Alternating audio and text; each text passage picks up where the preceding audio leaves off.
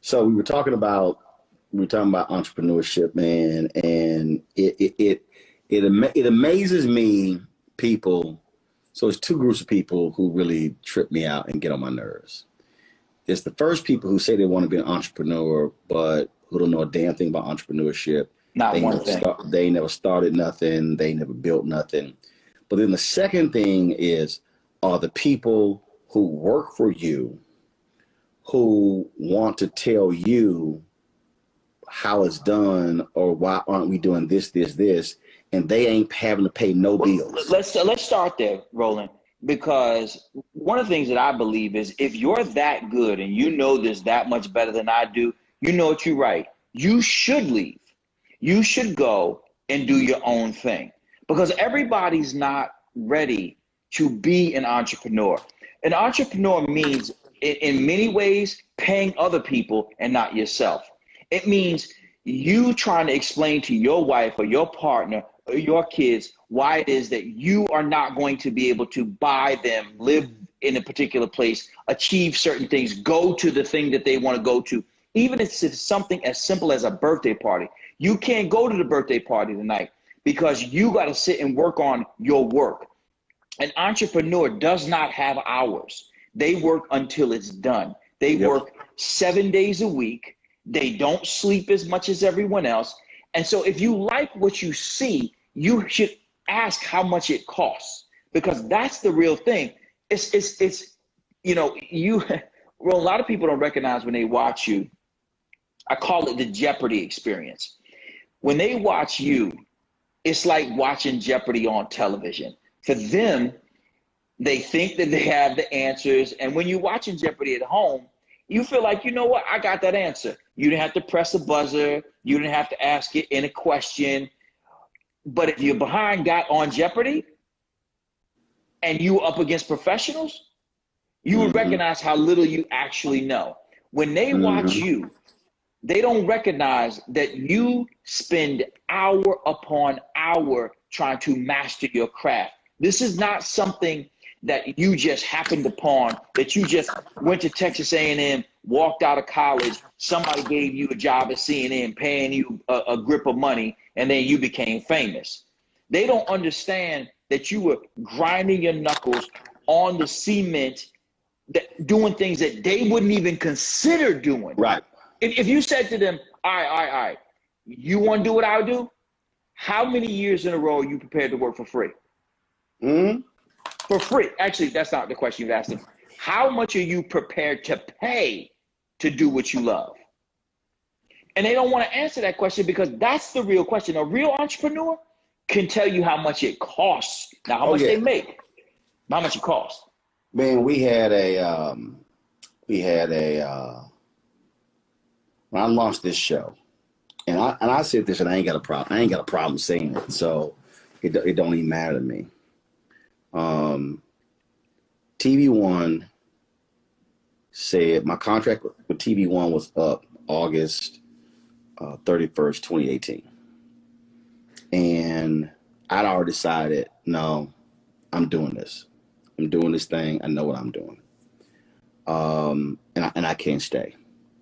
They said, well, you know what, we gonna keep the money.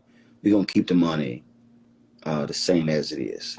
So this is March 6th, 2018. So we're in a meeting. And they kept coming back to money. It kept coming back. And I went, stop it. Whole room froze. I said, stop fucking talking about money. I said, the issue for me right now is not money. It's what I'm going to be doing for that money. And CEO was looking at me perplexed. I said, y'all have no plan.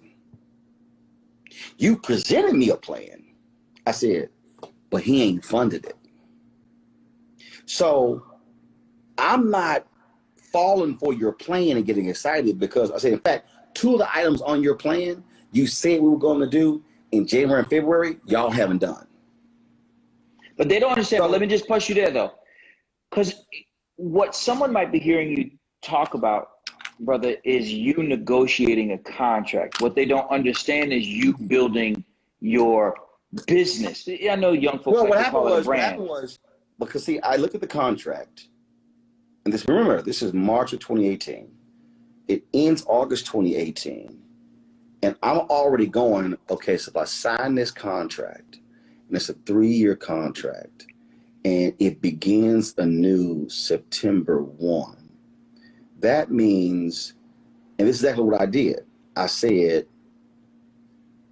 I will not be able, because they own radio, television, and internet, my previous contract said I could not do anything that specifically targeted African Americans. So I said, if I sign this contract, then if the Griot, or if Ebony, or if Essence, or if somebody says we want to start something and it was targeting blacks, I could not do anything with it. Explain that, because there's something to that I don't think that people understand. You had to decide. You were not just deciding whether or not you could be on television.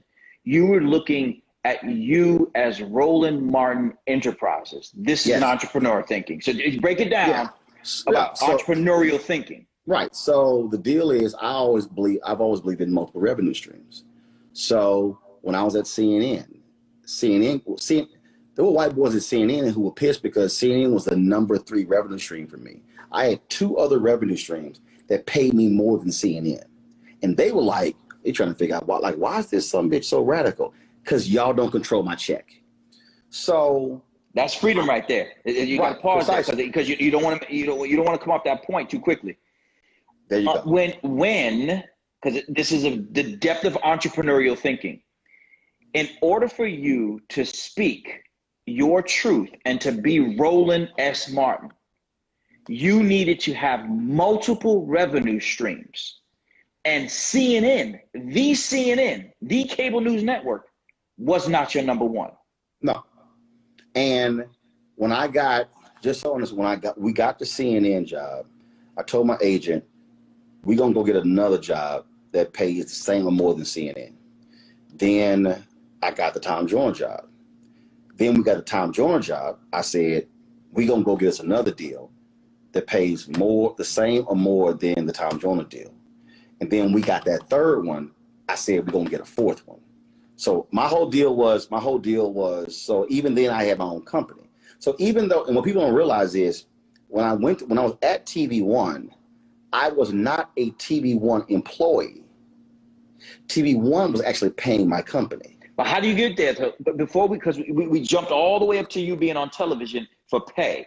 Right. How long were you doing it for free? What I'm saying is the thing is, let me finish the TV One thing, and then I can come back. They were paying my company. So I was a vendor, they were a client. I was not an employee of the network. Same with me and CBS and Fox. So they were paying my company. So the restrictions of the contract were that I could not do anything that specifically targeted African Americans, because that was the business Urban One was in. Okay, no problem. So I'm sitting there going, you've canceled News One now. You haven't really articulated to me that you're going to do something different. I'm not believing you that you're going to do a weekly show. So now I got a decision to make. Do I sign the contract and take that 300,000 or more?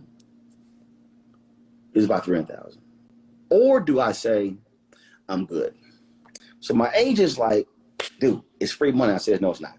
He's like, why won't you take the deal? I said, because you got to remember, at that time, I was 49 years old. And I said, if I take this contract,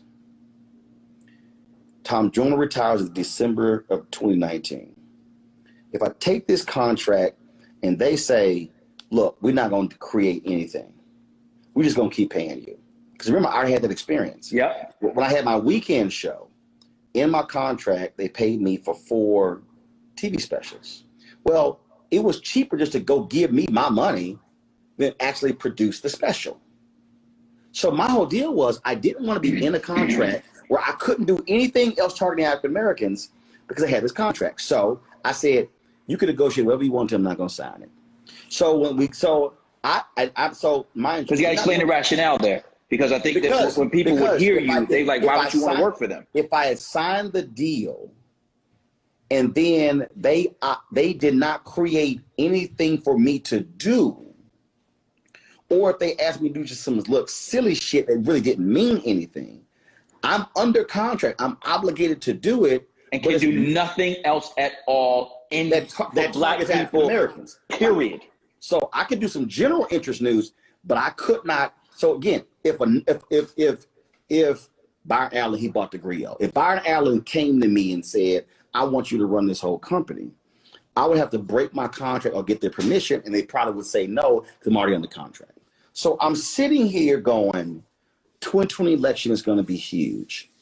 Tom Joyner, and I know people who are listening understand this literally was how my brain was working.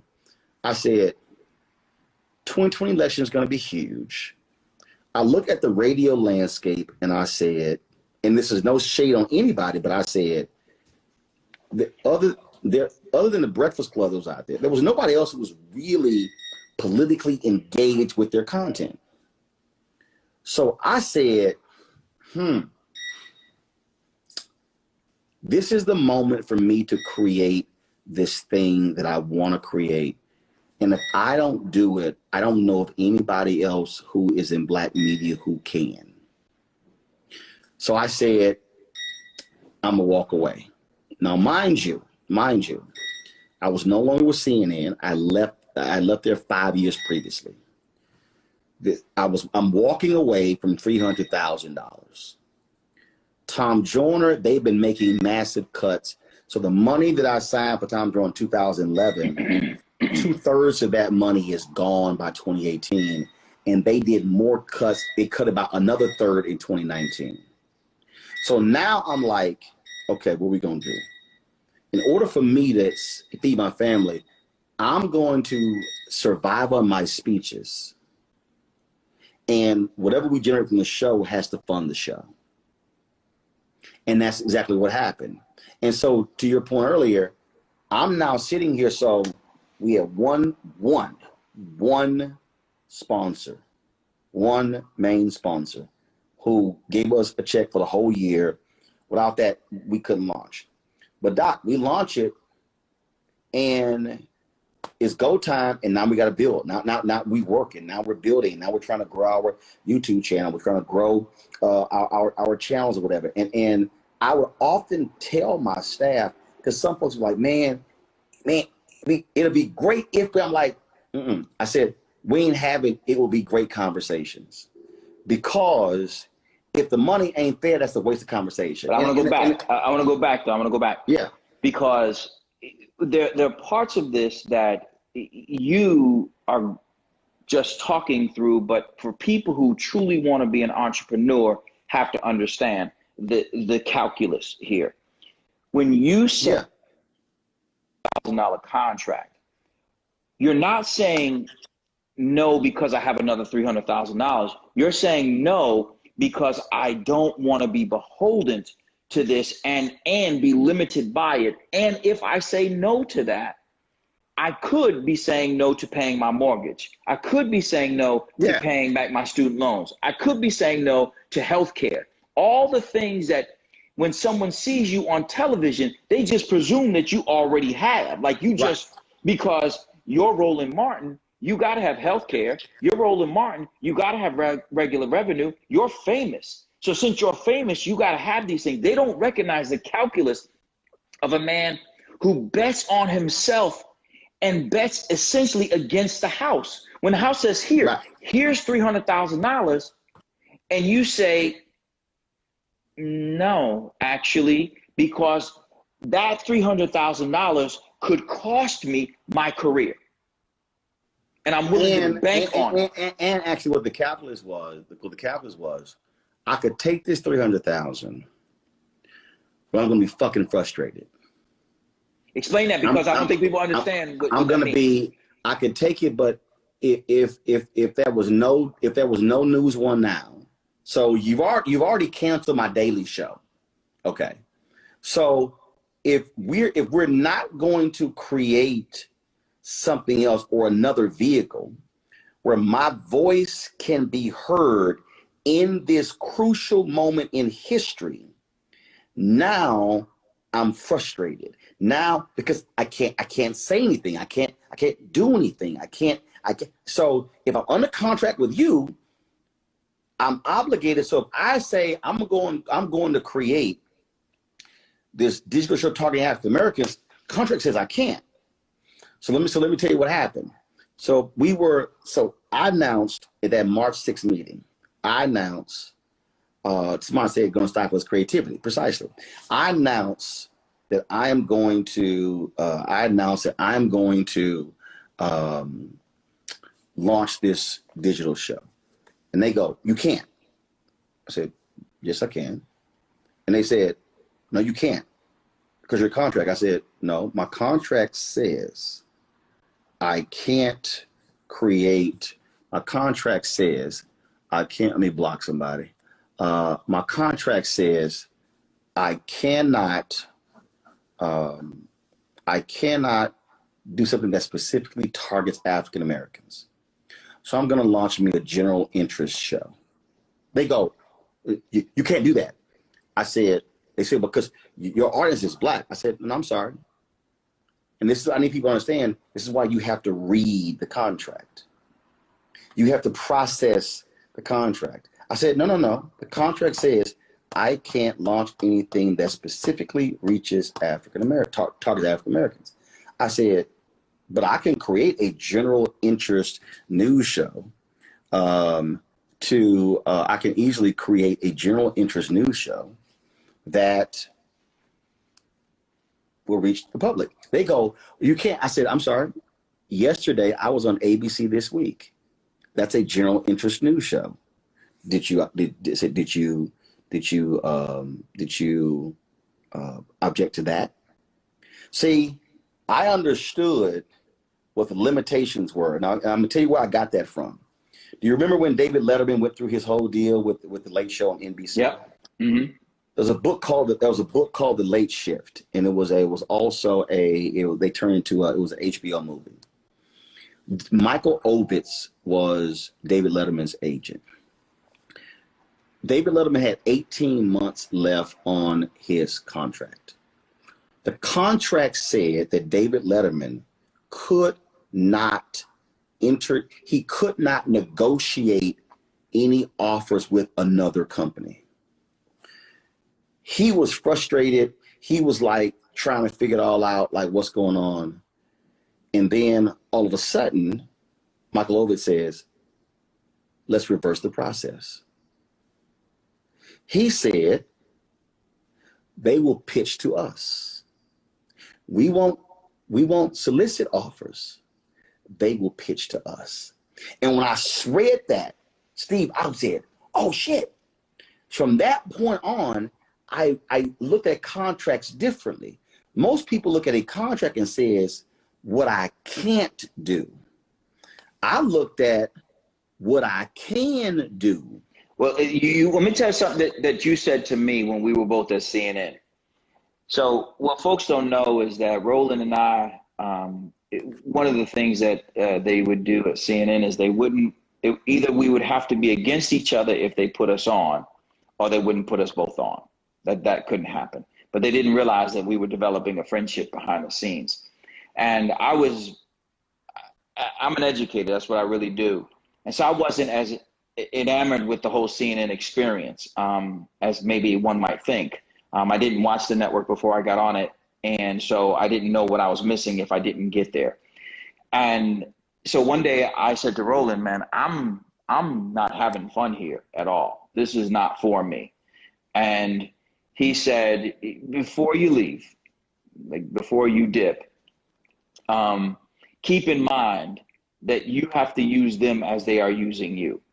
Roland told me, see them as angel investors. Let them put you out there and pay you to do it. And then use this platform to create any other things that you wish.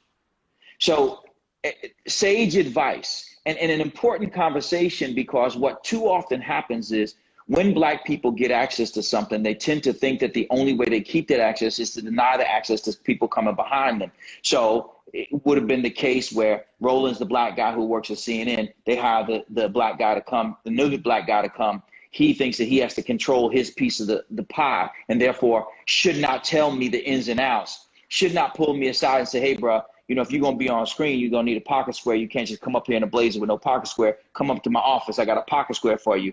These are the real conversations that Brother Roland and I had before. And so we developed this relationship such that when he sees that I'm about to dip and jam myself up before I fulfill my full contract at CNN, he says, no. Don't you dare. See them as angel investors.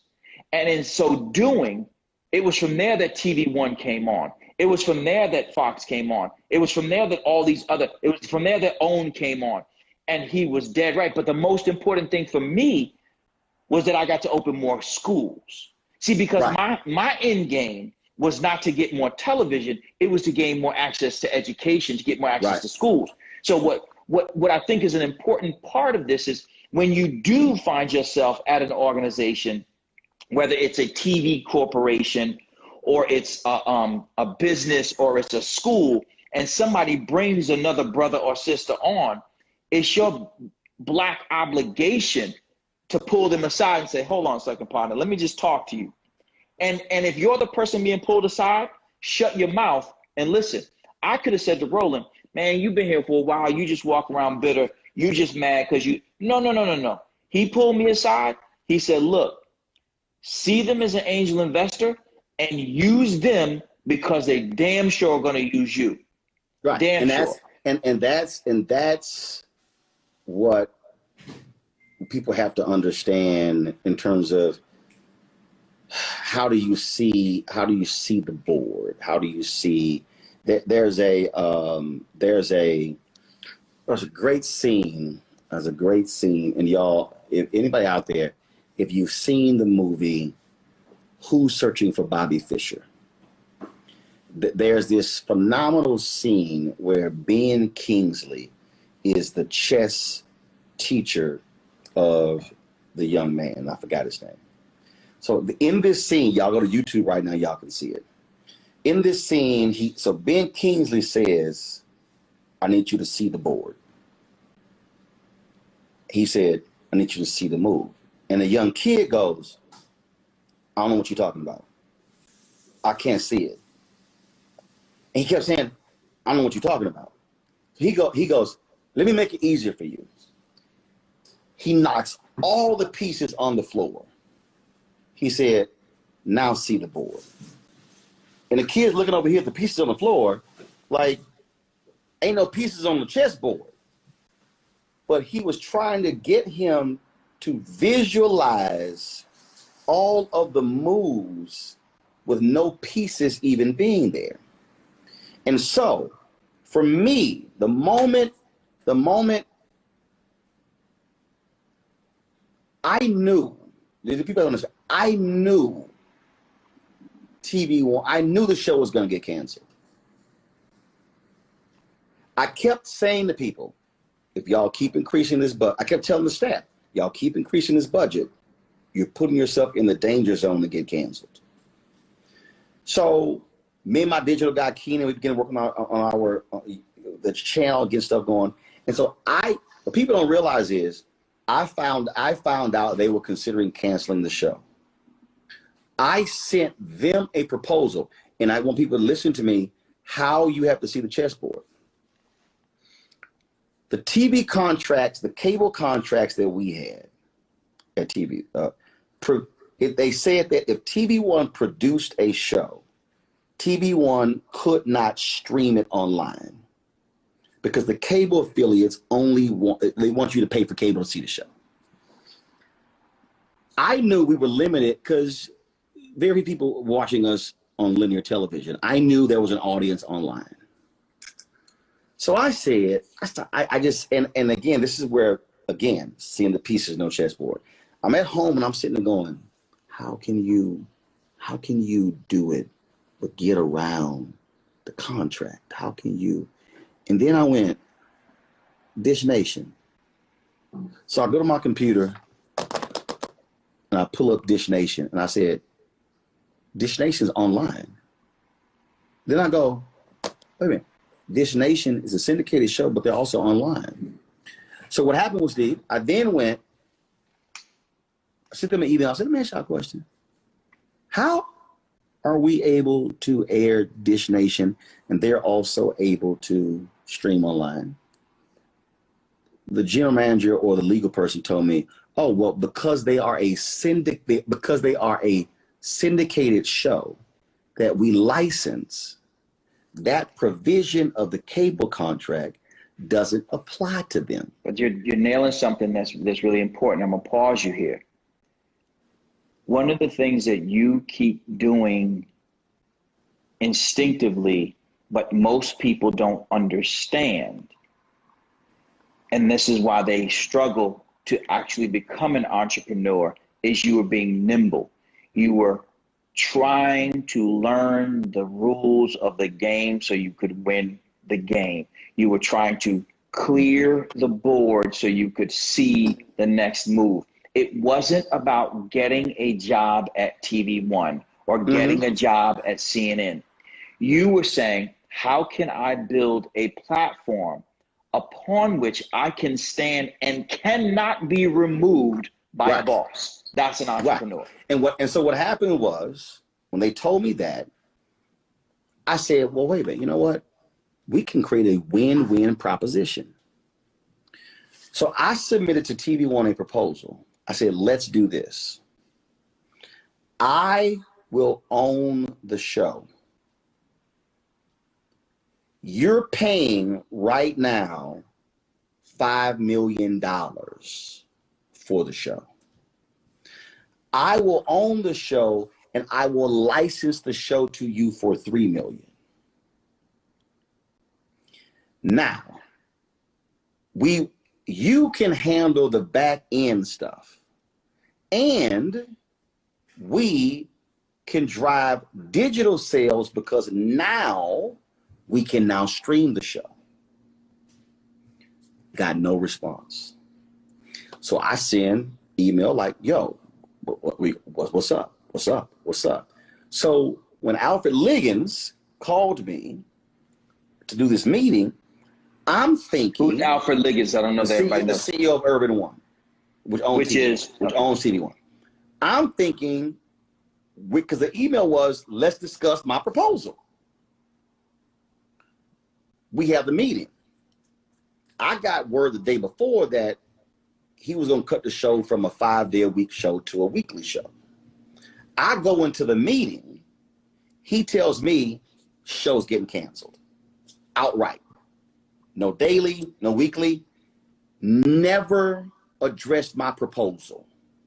He explains to me why. They're looking to, pay down some debt. They got to make cuts. They're cutting all over the place. Now, Steve, here's the thing. While he is talking, like I'm looking at you, I'm listening to him talk, and I go, and walk out of him and call this person, this person, this person. We're going to launch this digital show. We're going to still do the thing I'm talking about. While he's talking. Now, an executive who was with me, when it's over, we go to her office, she's shell-shocked. And she's like, oh my God, are you not shocked? Dude, she's talking, and I'm sitting here. My mind is already moving. I'm going to call this person. I'm going to do this. I'm going to do this. I'm going to do this. I'm going to do this. I was already there. When we had a meeting with the staff to inform them the show was being canceled, I was not one day have I gotten angry. A lot of people think that though, Roland. A lot of people think that when you're not on TV or I'm not on TV anymore, we got quote unquote fired and we're mad about that. How many viewers do you gain access to in your current format? Well, there are no limits, because the reality is TV One was only available in 56, 57 million homes. Now that's available. It doesn't mean that we were on, all of those people actually had TV One on their cable system. We averaged, man, 80, 90,000 viewers on an absolutely phenomenal, fantastic, great day. We have 120, 125,000. But I'm going to pause you there, because a lot of people, by comparison, don't know that a show like AC360 or Don Lemon get about 85, 90,000 viewers. Well, no, they'll get, I mean, their shows get more than that. But let me show you a comparison, because I did it. I regularly beat the shows that were on HLN and CNBC. Head to head. My numbers. That you owned, because this is an important part. It's not just that you beat them as if you worked for someone, meaning your current Roland No, on TV One. Okay. On TV One. So that's why when TV One put out that bullshit press release saying, oh, well, the ratings were high, I was like, that's a lie, because I also had the research. I had the numbers. News One Now was the highest rated show on TV One between 6 a.m. and 6 p.m. We beat all of those sitcoms. We beat all those shows. We beat them consistently. Some days, some shows would be hiring us. Consistently, we were the highest rated show. So I made it clear, no, I reject that bullshit. Now, again, I want people to understand how entrepreneurship works. They told me at best they only sold $1 million in advertising on News One Now. I knew they were selling it wrong. I knew that. But that was their deal. So let me I'll give you understand. So they never responded. They never responded to my offer. So then when I announced that I was going to do this digital show, I went to them and offered them first dibs to be a partner. No response. What even no? Just didn't even respond. I went, cool, no problem. I was going to launch the show in 2018. Trump gave a State of the Union address. I was at NAACP, and I heard that, I knew Maxine Waters was not going to attend. She announced it. But then Frederica Wilson wasn't going to attend. I said, got an idea. We're going to do an event called the State of Our Union. I was talking to Congressman Benny Thompson. He said, love it, I'm in. I was talking to Derek Johnson, CEO of the NAACP. He said, we will partner with you. It was in 10 days. I put it together in 10 days. Now, here's the deal. I was like, damn, where can we do this thing? So I called Shiloh Baptist Church. Pastor gets on. In 10 seconds, he said, yes. Now we got a venue. But here's the thing, Steve. All of the equipment, the cameras and the lights, I bought. Remember I told you about the angel investor? Yep. I bought my own gear while I was at TV One. See, because that's what you did, because a lot of people, I didn't wait for the show to end. Right. It's real easy to get caught up in the trappings of the position by the car, by the house. But what you did was you built up your branding and your capacity to continue what your work was. I took $100,000 of my own money and bought my own shit. So when 2018 came around, the cameras, the lights, the switcher, the streaming equipment, I owned. I didn't have to rent it. My labor costs were lower because I owned it. So let me also, again, I need people to understand, again, chessboard, piece is gone. We were doing MLK 50 interviews. MLK 50 was the 50th commemoration of the assassination of Reverend Dr. Martin Luther King Jr.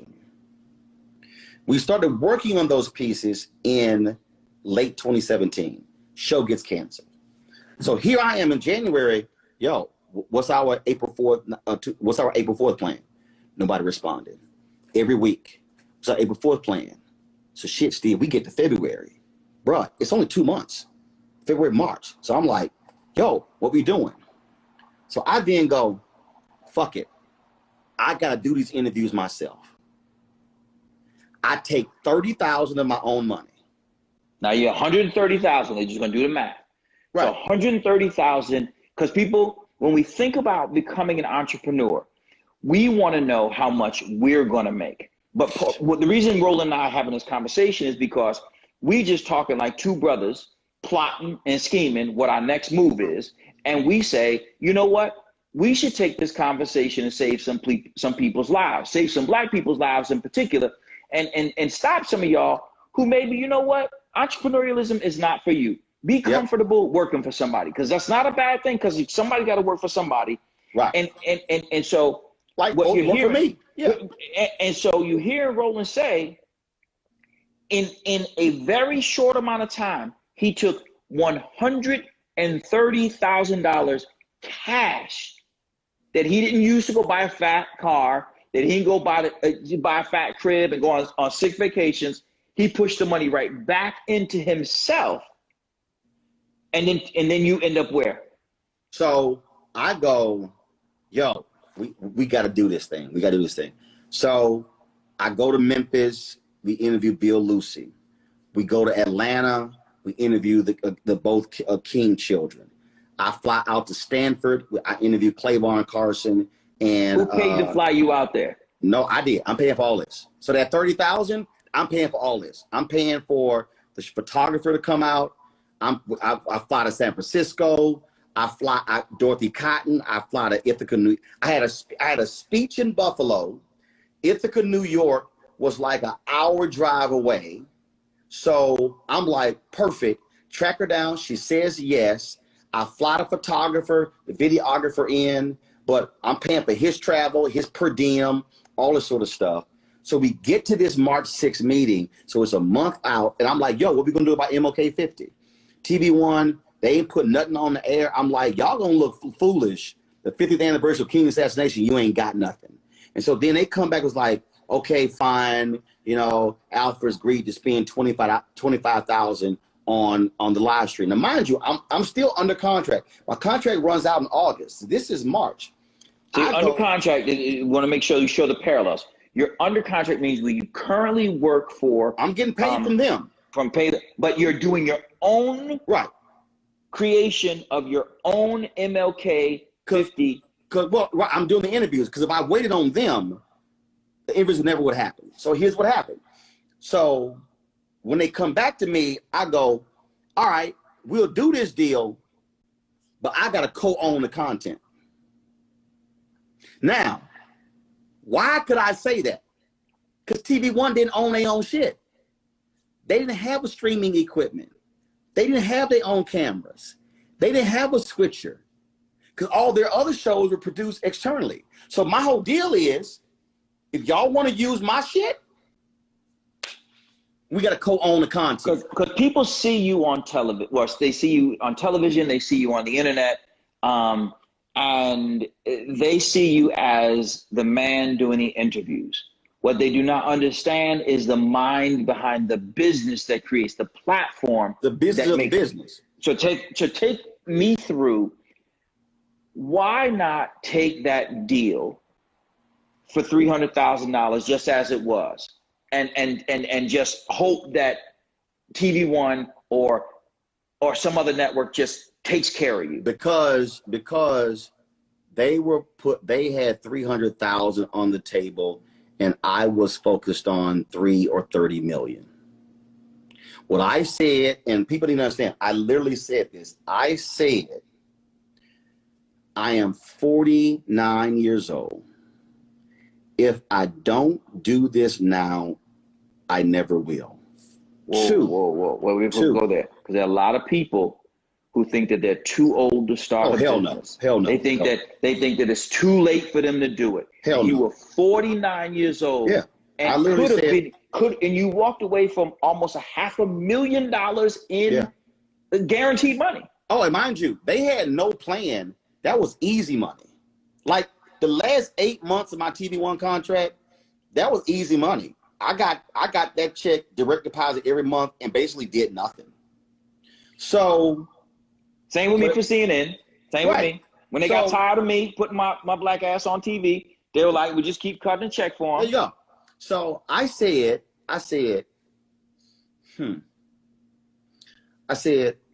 not only I'm at my peak in terms of knowledge, business knowledge, media knowledge, interviewing knowledge, my contacts, I can reach anybody I want. But I also said this to Steve, there's no, and people can call me arrogant if they want to. I said, there's nobody else with my stature in black media who can pull this off.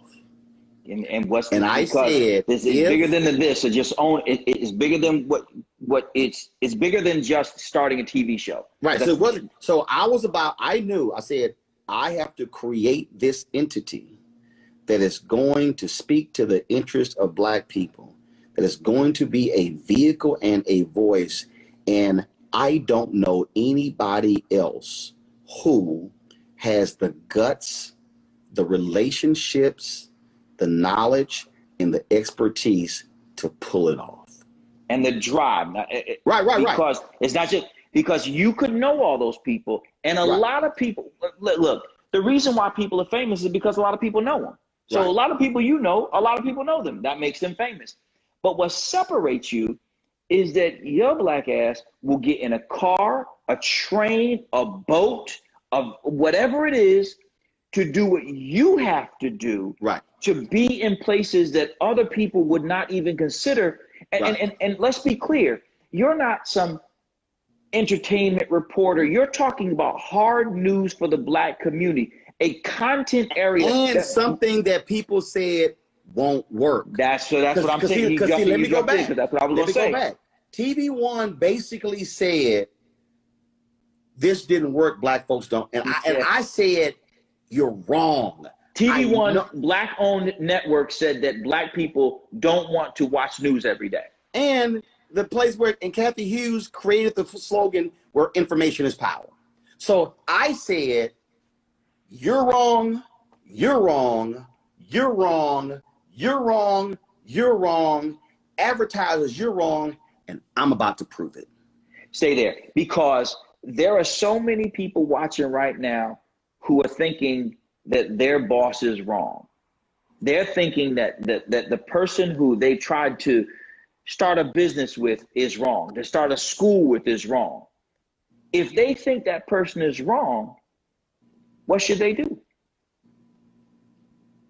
Do you shit yourself? Because if you think it can be done, they say it can't work, you got to make a decision. I'm gonna do it myself. And here's what happened here. We launched this show. Now, let me. Remember, I told you. They told me we only could sell $1 million in advertising. My last day was December 21st of News One Now. That morning, I had a pitch meeting for an advertiser. I went in, pitched the digital show, no tape, just Roland and my proposal. 24 hours later, they called back and said, we're in. One meeting, I earned 25% of what their entire sales team sold. Now let me fast forward it. In the first year of my digital show, I personally sold, not a salesperson, I personally sold $700,000 in advertising. Again, an important place to start. This whole sales team only sold $1 million because I knew how to sell my show, and they never came to me and asked, how would you sell the show? They sold the show like a traditional news show, buy a pre-roll spot, drop it in, whereas my vision was totally different. But it's also about there are times when the powers at be have a fundamentally different belief than you do. And so even at CNN, and both you and I know, and I'm gonna tell the story because I was there. Even at CNN, there are people who literally don't want to see what they deem as the wrong Black people move up, and will say so in spaces that they think are safe. And the person who told me that told me, don't act like Roland. He said, you're new to the network, don't do what Roland does. Not knowing that I was gonna come back as soon as the meeting was over and say, Roland, guess what dude said? Because his Black ass did say it. I sat in his office and saw no pictures of Black people other than him. And he felt like he could say to me what it was that he really wanted to say. And he felt like I would co-sign it because I so badly wanted to be on CNN. But my commitment was never to CNN. My commitment was to putting myself in a position to open more schools to serve more Black and brown kids. So he could tell me whatever he wanted to tell me. I didn't really care. They could have fired me that day. It was 2 tears in the bucket for me because that wasn't where my mind was. You also have experience in multiple situations where it's not just whether or not the show sells, it's whether or not the person in charge wants that show to be successful. Because when they want it to be successful, and it's the same thing no matter what your job. You might be somebody who's doing really well on your job, but somebody doesn't want you for whatever reason. For whatever reason it is. They don't want you in particular to succeed. And because they don't want you in particular to succeed, you can come in with all the data in the world that says, hey man, let me explain to you why this is a good idea. And because it's their platform, because it's their company, because it's their show, whatever it is, they can look and say, yeah, we're not going with that. Because Save My Son did well on TV One. But they didn't want a hard-hitting show that talked about issues dealing with how we move young boys forward. Because black networks, which is also a function of what these advertisers are, it's like, oh, if it ain't entertainment, nobody's gonna watch. And it's kind of like, no, my whole deal is, if you keep serving our folks dramas, comedy shows, if it's not award ratchet, shows, if it's not ratchet, then they assume it's not gonna watch. And so here's what's happening. So what's happening is this here. So, and y'all, here's the deal with my numbers. See, like I had these people, these haters out there when I first launched. Oh man, you only got 25 people watching on your YouTube channel. And actually, that was a lie. But they didn't realize that we stream our show on Facebook, YouTube, Periscope. We triangulate. So just so people understand, and we see, unless, again, let's go back. Remember, I walked away from 300. I lived off of my speeches, and luckily my speeches didn't drop off, but bottom line, that's hit or miss. That ain't guaranteed. Who are you telling? I walked away from guaranteed. I walked away from guaranteed money. Let's say I want to pause 20. I don't know if you understand. 20. So I turned that deal down. 22 months after. I need everybody to hear me. 22 months after I walked away from 300. I'm at 300. I'm gonna pause us here because what I want us to do is I want to start to deconstruct some of the ways in which you got there, and I want people to understand that you don't just get offered a TV contract for $300,000 because you do really good interviews. That's not why. A lot of people don't realize that when they watch CNN, MSNBC, Fox, and all those networks, and they see all those commentators, that those people are not being paid a dime. Many of the people that you see, unless they say you're a contributor or an analyst, you talking for free. So like when MSNBC calls me I'm not getting paid. It's for free, which is why when I'm doing it from my green screen downstairs, my show logo is over my left corner. Yep, you damn right. I'm branding my show. Angel investor. One of the things that Roland taught me was when they want to put your black ass on TV, use that platform to get your message out to your community. So my community are parents and children who want a better life.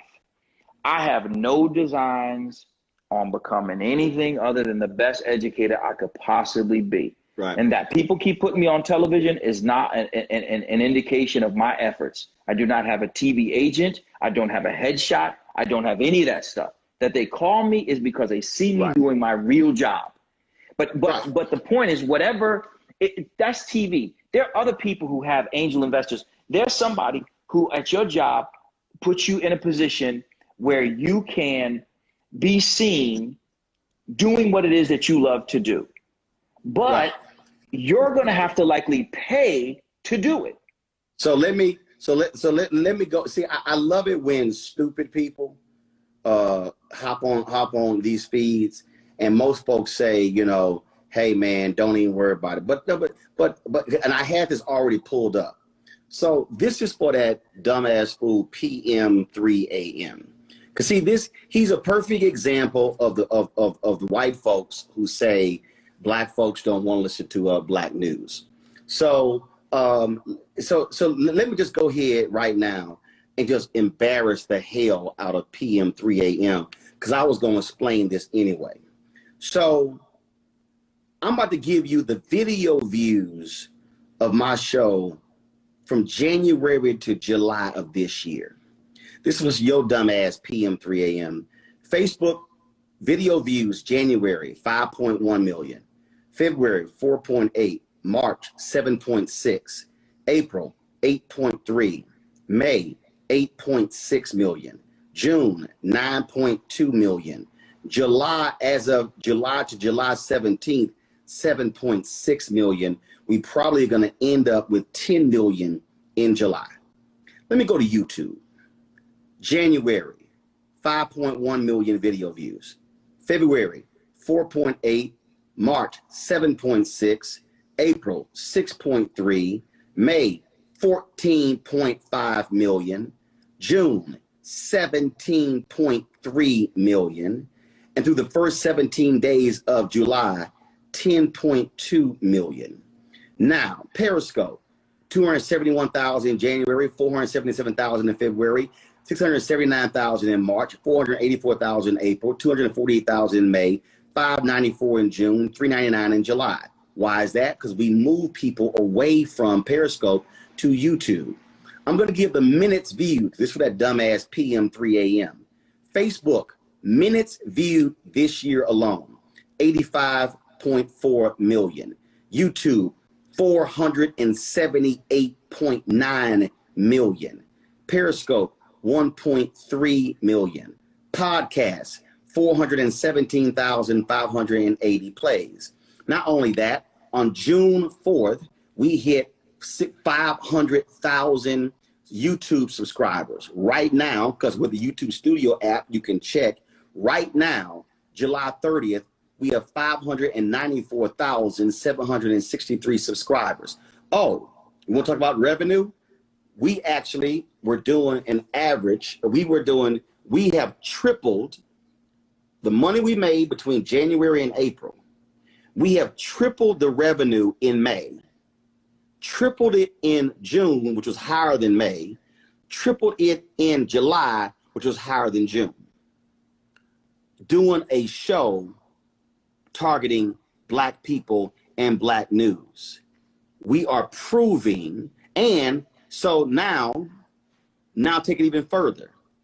The valuation of the company. See, I need y'all to hear me right now. Remember, I walked away from 300,000. Take them there, because you got to go back. You walked away from 300,000. 300,000.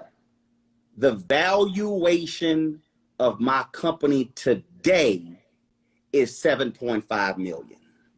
Pause there. Someone offered to buy 20%. I need y'all to hear me. I turned down $300,000 22 months ago. Someone asked me, give me a number to acquire 20% of your company with a $7.5 million valuation. That means I could sell 20% of my company right now for $1.5 million after 22 months of walking away from 300. That's looking at the chessboard without the pieces. So one of the things that PM, 3 a.m., kiss my ass. Go ahead, Steve. One of the things that I've learned is that it is easy to overlook God's gifts. It is easy to overlook how what could feel like a tragic situation is really somebody telling you that you are in the wrong place. When I was fired from my job at a college in 1999, I was racked with student debt. I was making $32,000 a year and had no plans. There was no TV. There were no book deals. There was nothing. That was just me, a college campus employee working at the Career Resource Center, and I was fired. Regular old fired. Ain't nothing. It was just, we don't want you working here anymore. I remember the day I was fired, I went to my man, Brother Yusuf, and we were just friends then. And he said, this is the best thing that could have ever happened to you. And I said, a little too soon, my man. I'm like legit unemployed. I don't have any money coming in. I am broke. I am only 3 years out of public housing, and I am in trouble. He said, now you will work on your talent. I have not worked for any organization that I did not start since December of 1999. Some of us are fighting to get back into relationships that we don't have any business in. That company, that career, there's no room for you in it. It doesn't want you. And you're not listening. So you take the shiny thing. You take what you think is the easy money. But if somebody can give it to you, they can take it from you. When Roland was saying no to the 300,000, what he was saying no to was, you can't own me. I am not for sale. I will contract with you. And I can't have you stifle my creativity and stifle my vision and stifle what the God's giving me, because I see on the horizon what's coming. Tom Joyner was retiring December 2019. I literally said, if I launch this show in 2018, give me all of 2019 to build it up. When 2020 hits, I am in prime position to have a platform that will speak to the issues. I just read to you when the numbers took off in January of 2020. I saw that in December of 2017. What a lot of people think, though, is that they have to convince other people to see it. The only person you have to convince to see it is you. Roland was convinced. And when you are a person who is convinced, the only person who can stop you is you. You have to believe in you more than any living being. But here's the other piece. Here's the other piece, though. Here's the other piece. You said it. You were the principal at this magnet school. You could have gotten caught up in the hype of this. I look at this magnificent campus in this school, and I'm the big man. So then all of a sudden you go create a school, and you said that y'all had a long waiting list, and y'all don't even have a building. Walked away from everything. We built the school. The first school that we started is the Capital Prep Magnet School in Hartford. We had visitors from all over the world. We built a $42.5 million building. It was a flywheel, meaning that I didn't have to do. I could just sit there and it just ran itself. It just 100% of our graduates going to four-year colleges, one of the top performing schools in the United States of America, had a waiting list of 2,700 children on it, and we could only accept 50 kids. We were stocked, locked, and I could just sat back and just did it. Because I was stifled by Hartford Public Schools, because they would not allow me to grow the vision that I saw, because they were working, because my bosses were working against me, despite the fact I was a big time earner for them. I had the number 1 and number 3 top schools for children who wanted to come, period. I had 1 and 3. I only had 2 schools. Occupied 2/3 of the top 3. Because they would not, I said, 2 tears in a bucket. You can take the $42.5 million building. You can take all that I've worked for. You can take my entire staff. You can have everything that I built. I walked away like Dr. Dre. And I mean it that way. I walked away like Dr. Dre because I knew I'm going to bet on me this time. And went from having a $42.5 million building to a former mental health facility. Now, you told me, man, the handles, the heat, all sort of stuff. Now, why am I saying that? Why am I saying that? Because I need the people listening, I need y'all to understand. When I got Journalist of the Year at the National Association of Black Journalists in Orlando in 2013, I said in my acceptance speech, too many of you are enamored with the largeness of the letters on your card, meaning ABC, NBC, CBS, CNN, MSNBC, New York Times, Wall Street Journal. I said, you are working for large companies with small opportunities. I said, at the time I was at TV1, I said, I have sat at the table with the President of the United States multiple times, sat at the table with the Vice President of the United States multiple times, and I wasn't there because I was with CNN. I was with TV1. Y'all thought TV1 was lower than CNN. I said, but there were people who were big anchors at CNN who could not get to the table with the president because there were some other folk bigger than them at CNN. I said, so learn to accept the big opportunity at a small company. Now let me hit the whole deal with the digital deal. People thought, oh my God, you're not on TV. I was like, boo, this is the new TV. See, I'm like, you focus on that system. I'm like, no, when I say on the show, I own this shit. What that means is I'm not asking a 32-year-old white producer, please, pretty please, can I go cover black people?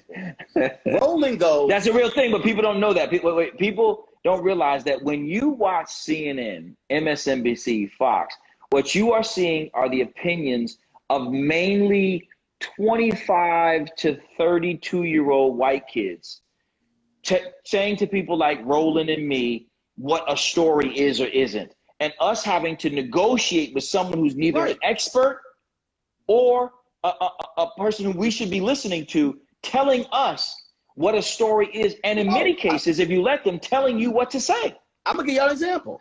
When I was at CNN, they couldn't get anybody to fly to Birmingham to interview Winnie Mandela. So they asked me. I was like, hell yeah. Fly down to Birmingham. I got 15 or 20 minutes with Winnie Mandela. I asked my questions. We come back. They call me and they say, we got a problem. I was like, what? They said, well, why didn't you ask Winnie this and this? I said, why in the hell y'all interview Winnie Mandela your damn self? I asked Winnie what I wanted to ask Winnie. They told me, well, we're not going to run the interview. I said, bet. I went to John Klein, who was the president of CNN US, and said, yo, they not going to run the interview. So give me the interview and I'm going to run it on my TV1 show. He said, cool. I did. 2 years ago, when I was in Memphis on my own dime doing those interviews, Winnie Mandela dies. We restreamed the Winnie Mandela interview on my digital platform. Had I not had my own outlet, which was then TV1, I would not have been able to say, give it to me to run. Now, hold that point right there, because I need to hear the people understand. Remember I said I'd spent $30,000 of my own money doing those interviews. Just for one story, $30,000 to build out the Dr. So King. we did about 10, 12 interviews. Reverend C.T. Vivian dies. That was one of those interviews. So I now am able to restream the Reverend C.T. Vivian interview on my digital platform because I did it 3 years ago. I ain't done that. Hold up. When Dorothy Cotton died, I did it 2 years ago. I was able to restream it. The John Lewis interview that I just ran, which included him talking to Colin Kaepernick for the first time, I paid for that interview. So I own that interview. I am now able to see y'all. I'm now able to stream that interview on my platform that I paid for then, that's generating money for me now on my digital platform. Because so often what we see people. So the 30,000 was an investment. It wasn't wasted money. People often want to be able to go to NABJ or Essence, and they want to have that lanyard that says CBS, NBC, because we think the white man's ice is colder. We don't own a goddamn piece of NBC, CBS, any of those networks. But we want to be able to rock that brand because for us, that's a sense of validation to say that we work for them. Strange as it is that we work for them. I remember the first conversation I had with the then CEO of CNN. He brought me into this big corner office overlooking, Central Park. And it brought me in, and it was the first time I'd ever ridden in a limo, or really it was just a town car, but for me it was a limo because I had never been in anything bigger than the car that I was driving. Yeah. And so, yeah. Here's my water on the table. And my silver canister. And so when they brought me there, John Klein sat me down, and he had the other people in the room. There were two other people in the room, three white guys and me.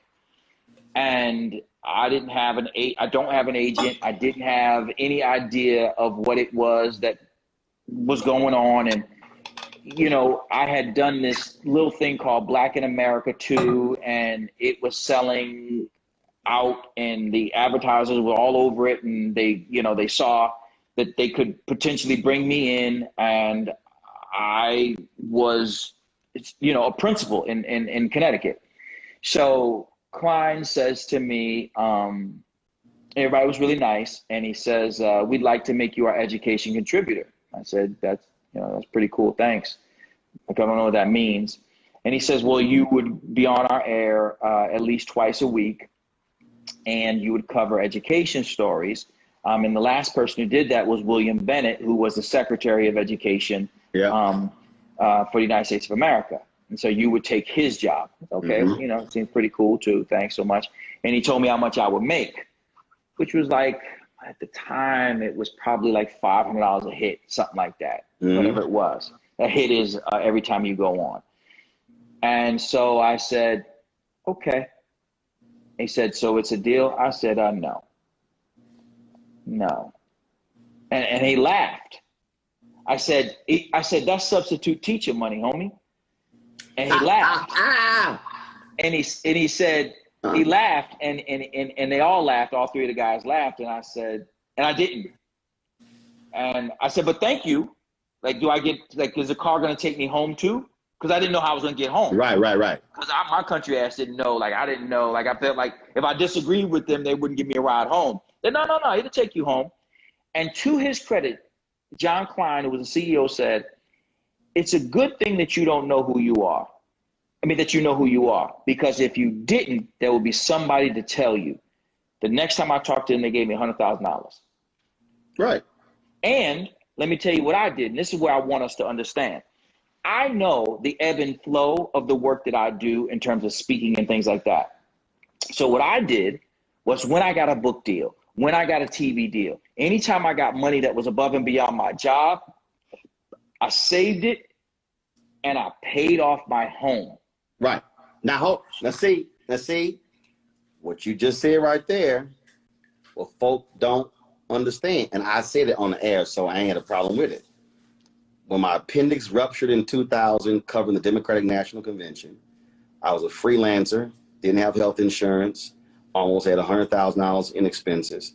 2004, they tried to foreclose on my home. I filed for bankruptcy to stop that. Filed for bankruptcy, got the Chicago Defender job. So I was not going to pay anything back. Okay, not going to pay anything back. Then I got the Chicago Defender job, paying me $110,000. They said, well, you got to pay everything back. I was like, okay, fine. I'm happy to have a job paying. That's the most money I had made on the job at that point in my career. Well, no, I had two jobs that were paying me more than that, but one single job. So then, because I had a radio job and a newspaper job. So then I pay all this sort of stuff off. And so now I'm at CNN. I'm there. I got CNN money. I got Tom Joyner money. I got speech money. I got my own book money. And so I'm like, yo, I'm paying the house off. And my financial advisor was like, why aren't you going to sell the house and live in Chicago? I said, I talk too much shit on TV to ever be homeless. So I ain't never selling my house. I said, I ain't never selling my house. So I paid it off. I said, yo, we ain't gonna have no credit card debt. When I bought my Navigator, my parents had a car. It was too much. I said, I'm gonna give y'all my car, which was paid off. Went down to Dallas for Thanksgiving, got me a Navigator, walked in. My man said, are we financing? Nope. He said, we leasing? Nope. He said, well, what are we doing? I said, we're gonna negotiate. I'll be back in 15 minutes with a cashier's check. I went to the bank, said, I need a $49,000 cashier's check, came back, here it is, drove off the lot, paid for it. Folks were like, dude, why in the hell would you sit here and give 49 grand for a car? I said, why in the hell am I going to pay the interest on a vehicle for 4 or 5 years? I said, add up how much the interest is. I might as well pay the damn thing off. That was 2008.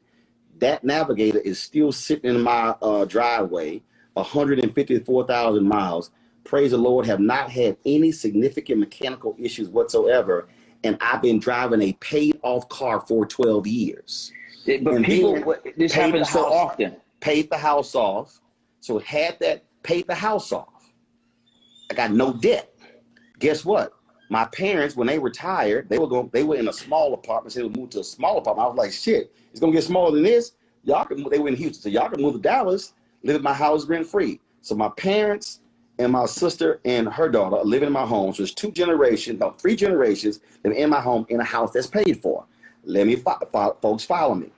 The reason I have been able to make these decisions is because I have not been shackled by debt. Debt prevents you from making free decisions. So now my mind is free because I could turn the 300 down because I was debt free. Now I knew by turning the 300 down, it was going to create other economic problems because now I got to completely make it. I got to get out there and hustle. I got to make it.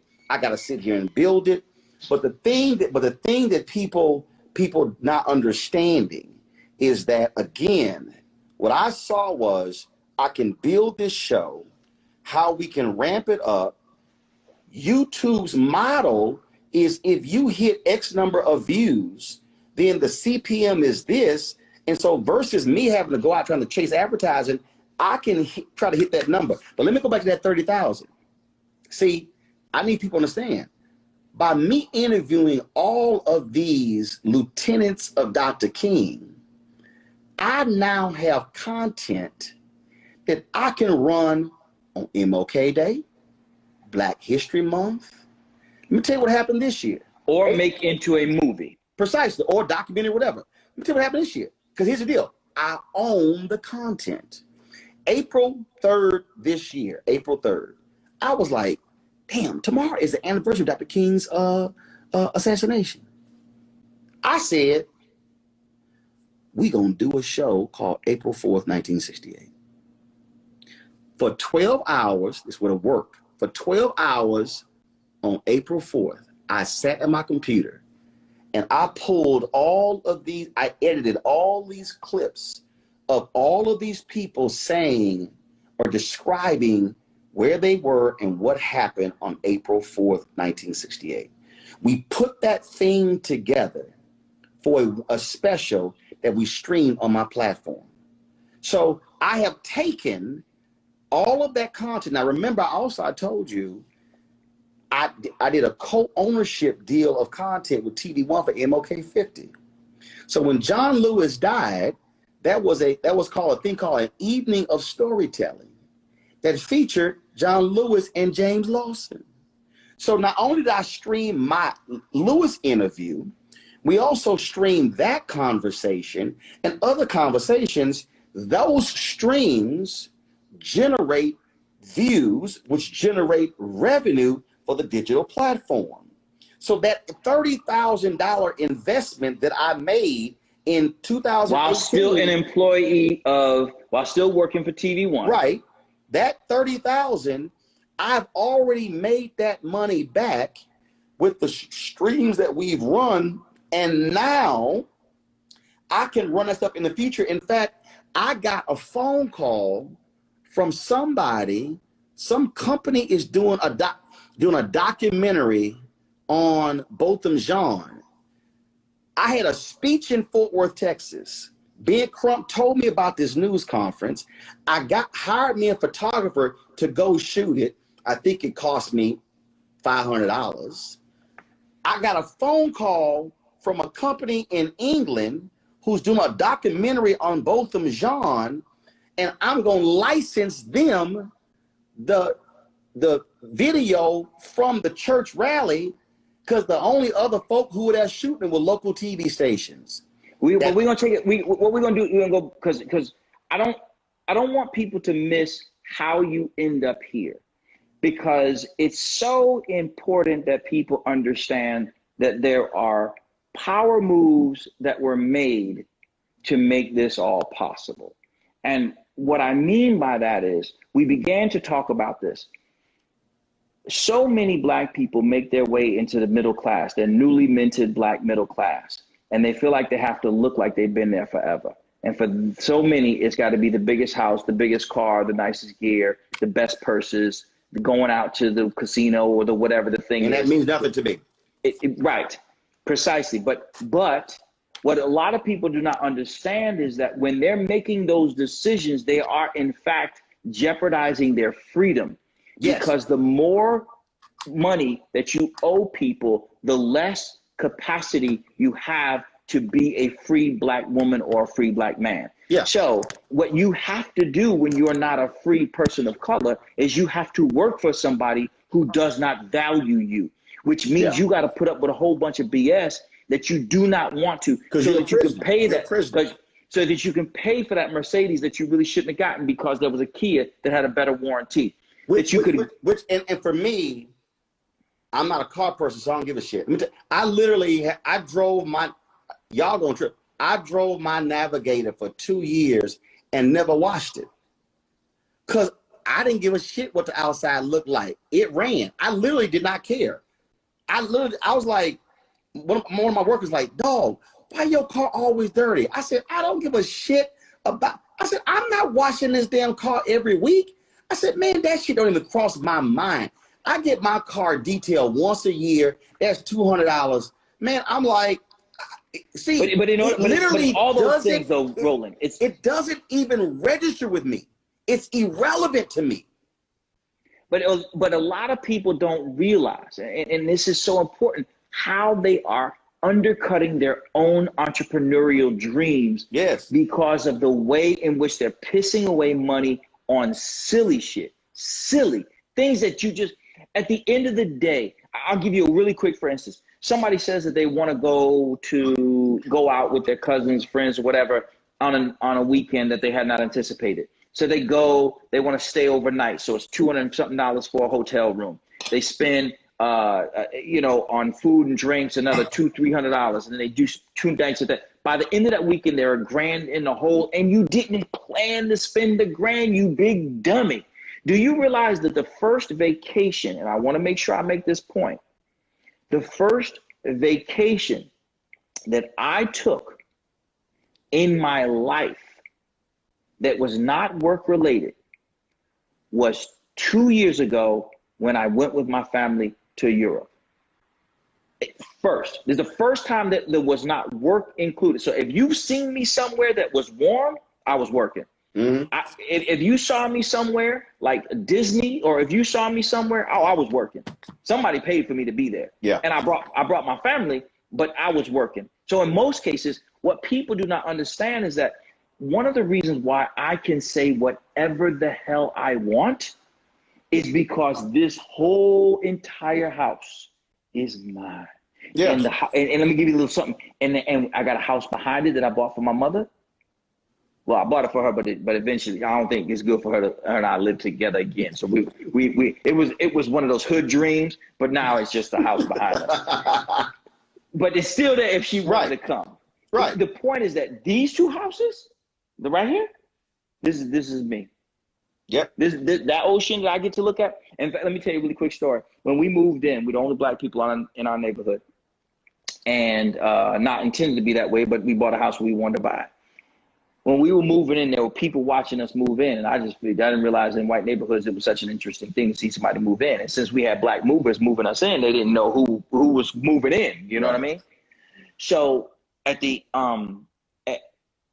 first day I was out there on the beach, this guy comes up to me and he says, "Is that your house?" I said, "Yeah, it is." And he says, "He don't know me from a can of paint." And I'm out there, I'm like this, I got my school gear on or something. I got a hat turned backwards, and it's a Saturday. And he says, "Well, do you own it or do you rent it?" No, he said, "Do you lease it or do you rent it?" I said, "I own it." And leasing and renting, that's the same thing. Like, what are you talking about? He said, "No, but do you like, you don't know me," because it's a white privilege. He's like asking me questions that no reasonable person should be asking a person that they don't even know. I said, "No, partner. I have never paid a mortgage on that house. I paid it all the way off when I got it. But let me explain to people how that happened. When we were in our early 20s and our friends were going out to the clubs and going out to parties, when our friends were going, on the weekend jaunts to the casino in the state and, spend $100, my wife and I will fight. And they, we argue, not fight, but, argue over shit. Everybody's going to the such and such. Why can't we go? Because we don't have money. When we started our first school, when I started my first school in Hartford in 2005, that's what I want people to understand. I was born my family's 3rd generation in poverty. I lived in public housing until I was 20 years old, almost a junior in college. When we started our first school, I did not have $100 to my name, period. Mm-hmm. I did not have, between my wife and me, we did not have $100 in the bank. Mm-hmm. How do I know that? Because I needed to take a test in order to be certified to become a principal. And my wife said, "Well, can you hold off on writing a check? Because I don't know if we have it in there." Mm-hmm. Because we did not manage our money, which made us slaves to our job. That was the last time I've ever been in that situation. And God willing, that'll be the last time I'm ever in that situation again. I want people to understand that in order for you to be able to live your dreams, you cannot set yourself up for the nightmare that is being in unreasonable debt.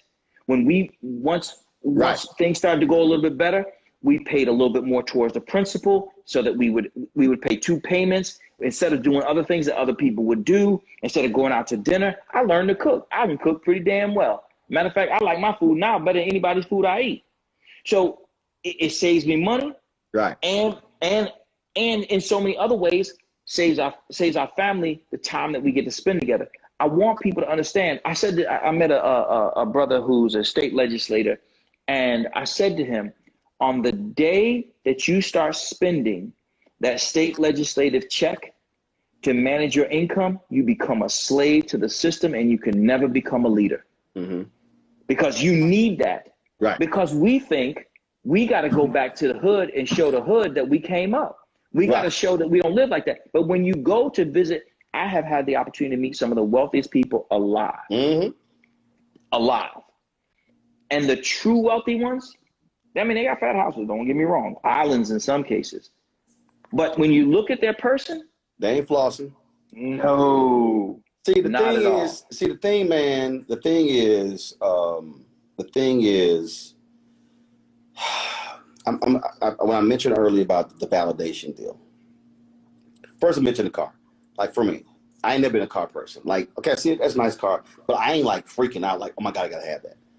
My dream car has always been a Dodge Viper. Love it. I've always loved it. But this is what I've said. My wife will tell you.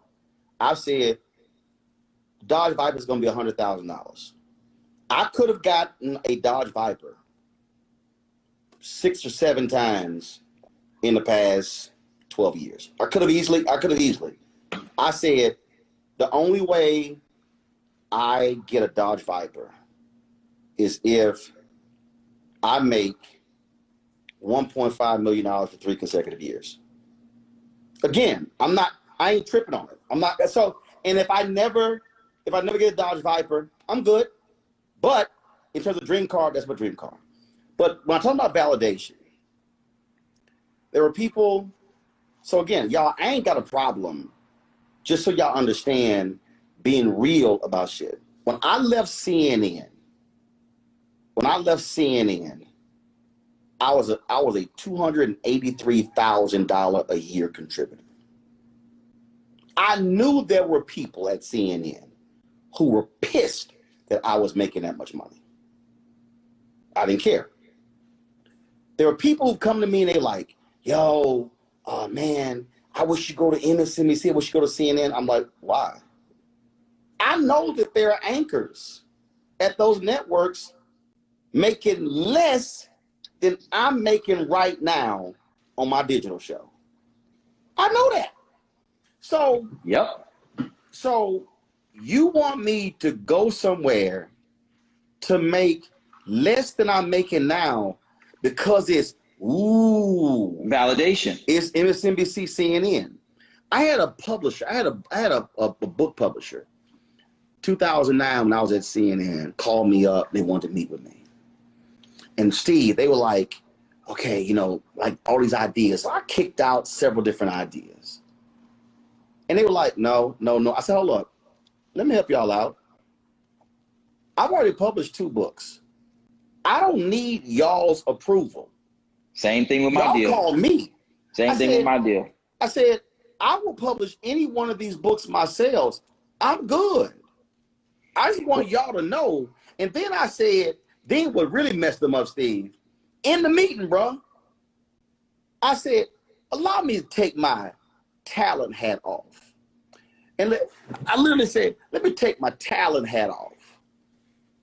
And let me put on my business hat.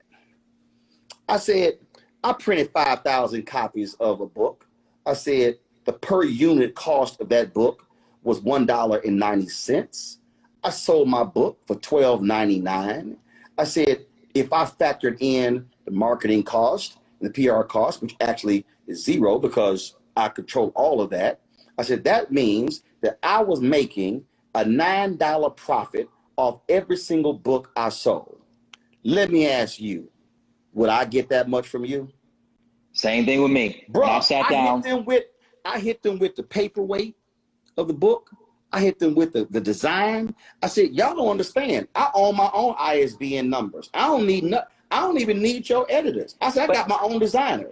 Dude, people don't understand that. They don't. But here's what happens, Roland. You and I understand this because when you have to build your own, you learn how it's built. So when you publish your own book, you understand how much it costs to print it. You understand how much it costs to deliver it, just distribute it, and retail. And you know where the cuts are, so you know who makes money where. So then when someone sits down and waves a couple of dollars in front of you, in many cases, those people who work for the major publishers, those people who work for the whoever it is, the major publishers, those people who work for the major TV networks, they don't even understand it. They just work for a big company. But when you and I, who've had to grind our way up from nothing, understand, when they get that down, when they've stood in Cheltenham Mall in Philadelphia while people out there gunfighting and you sitting there trying to sell a book, when you understand what it takes to do that, when you truly understand what it takes to do that, then you're sitting down and you're not even really a peer with them. You are actually superior to the person who you're talking to, not as a human, but in knowledge of the content, because you understand that, hey, man, you know what? I know how much money I could make off of this book. So if you don't want it, guess who is perfectly freaking okay with selling it himself?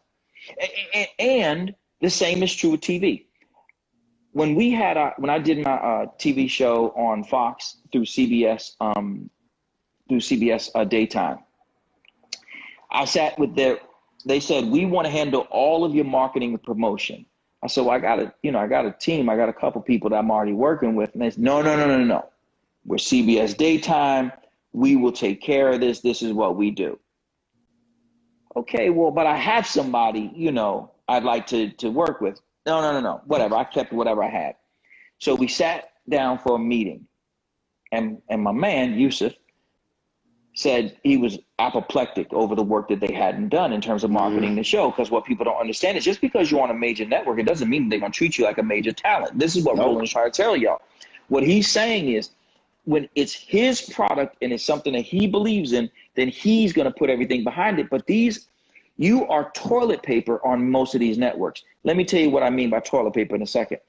So when we sat down with them to go over how many radio interviews they had gotten from me, how many blog interviews they had gotten from me, how many TV interviews, and how many print interviews they got from me, Yusuf was out of his mind, angry. And I said, why are you, brother, chill, just chill. You got you scaring these white people, stop. Like, we got to get along with them. And so he says, tell them how many you have. And so I said, Megan, how many do you have? She said, well, we don't have any.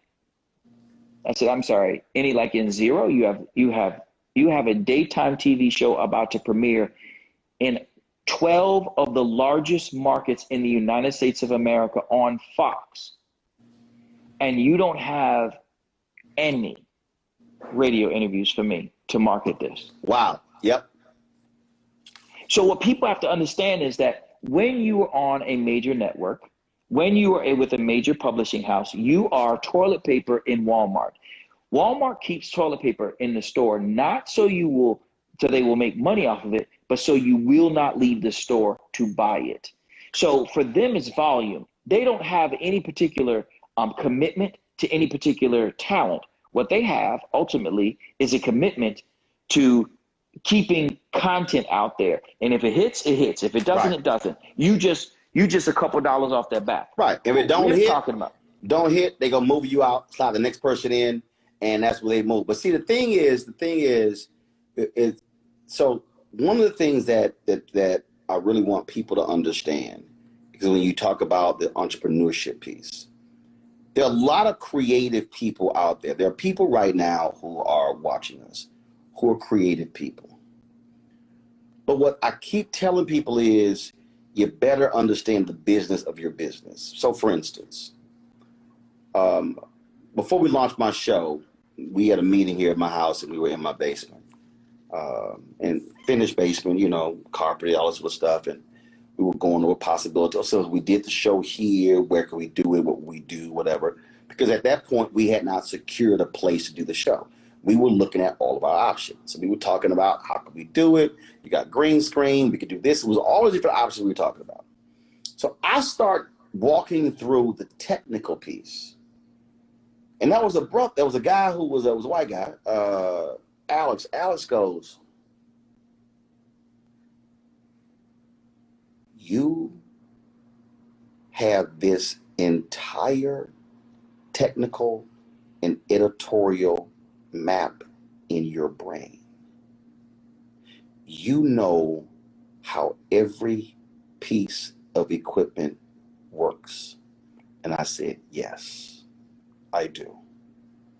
I said, and the reason being is because nobody can lie to me. I said, when someone tells me we can't do that, I know we can. Or if they tell me we can do that, but it's going to cost this, my response is, that's bullshit. And so by understanding the technical piece, I was telling Steve earlier, when we were in LA and I was at TV One, we were doing this thing for at the Image Awards, and we were doing a walk and talk, open and close. And I wanted it shot a certain way. And so the guy is shooting, I can tell he is not shooting the way I want him to shoot. So we do 2 takes, he's still screwing it up. I said, give me the damn camera. Gave him the mic. I said, I want you to walk from here to here. I said, now, as you're walking from here to here, operating with me, I want you to watch me what I'm doing. Watch my footwork and watch what I'm doing with the camera. And he was like, shit. But what you're doing. And what he didn't understand was, dude, I know how to shoot. So I have no problem snatching the camera to shoot this interview because I know exactly how I want it. And if you're not doing it, I will show you. But it's bigger than you knowing how to use a camera. There's not a single job on your show that you cannot or have not done, period. Mm-hmm. In the same way, there is no job in one of our schools that I can't do. Not one. There's not one person with whom I work who could say, well, you don't know how to do my job. That's not true. I do. I've done it. And see, that doesn't mean that we don't let folks do their job, but they can't snow us. So when they sit here and say, why don't you, it's like I've had folks in the past go, why don't you stay in your lane? And I said, motherfucker, this is my freeway. Precisely. And what people understand, and when you are an entrepreneur, what that means is, especially at the beginning, you have to know how to do all of the things that need to get done. It doesn't mean that you will always have to do the things that get done. Now, let's be clear. There are people who put together schedules at my school who do it far better than I. But the truth is, the person who showed them how to do it initially, that was me. There are people who know how to handle ops far better than I did. But the person who first put that person in ops, that was me. And there are people who can write curriculum far better than I can. But the person who had to identify them to be able to do that, it's me. Look, it doesn't mean I don't do. I know what I do and what I don't do. Okay, I'm not a spreadsheet guy. I'm a money guy. And so when coronavirus hits, Steve, this was a trip. Man, a CFO and the account, they would send me the spreadsheets. Man, it was shit all over the place. I said, y'all, I'll keep this real simple. How much are we spending per month? How much are we bringing in per month?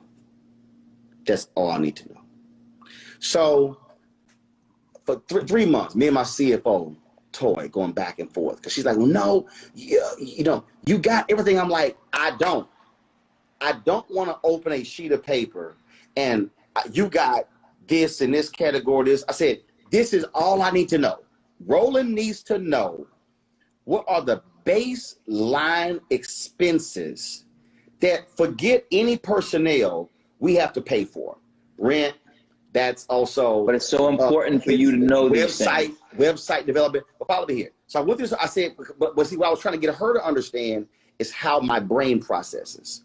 I said, I need to know what are baseline expenses, meaning no matter what we do, those get paid. If I go from 10 people to 2 people, those expenses still get paid. It was around 14,000. So then we went to what's the highest cost expense? It was labor. So we went to what labor was. And so when coronavirus hits, advertising just ceased. It was like, okay, all right, I'm gonna have to sit here and get my expenses. So we're bringing in this. I'm gonna need to get that expense from 78 a month to 58 a month. And then what happened was my fan base with our donors, they were given a part of our Bring the Fun fan club. I said, we're bringing in X. I need to generate 30,000 a month from the fan base in order for us to be able to pay everybody, and I ain't gotta lay anybody off. What she finally got was, the way my brain works is, I need to know what's that number. If that expense number is 60,000, Roland's brain says, I got to go find 60,000 every month. But the bigger point here, let me just jump in here. The bigger point is not the finer elements of you understanding the particulars of what you had to do, but knowing which questions to ask. Because as a true entrepreneur, what you have to know how to do is you have to be able to press people who do jobs that you may not know terribly well, but you have to be able to press them in such a way that they can help you get the understanding. Because what a lot of people who are entrepreneurs will not do is ask somebody a question if they're fearful that they don't know, that they don't understand it. Let me tell you something, Doc. I pressed the hell out of people. And see, again, we were going back and forth because she was sending me a financial sheet in their language. And I'm like, you don't understand. I keep this thing real simple. Money in, money out. If you tell me my expenses are 60 and we brought in 65 this month, that's $5,000 profit. I keep it simple. I'm not sitting here I said, I'm not looking at no damn line over here. You're going to give me a sheet of paper that says this. Now, when I went through that expense line, it was like, why are we paying these bank fees? Well, we had somebody who said, well, I want you to deposit my money. Your ass gonna pay that damn bank fee.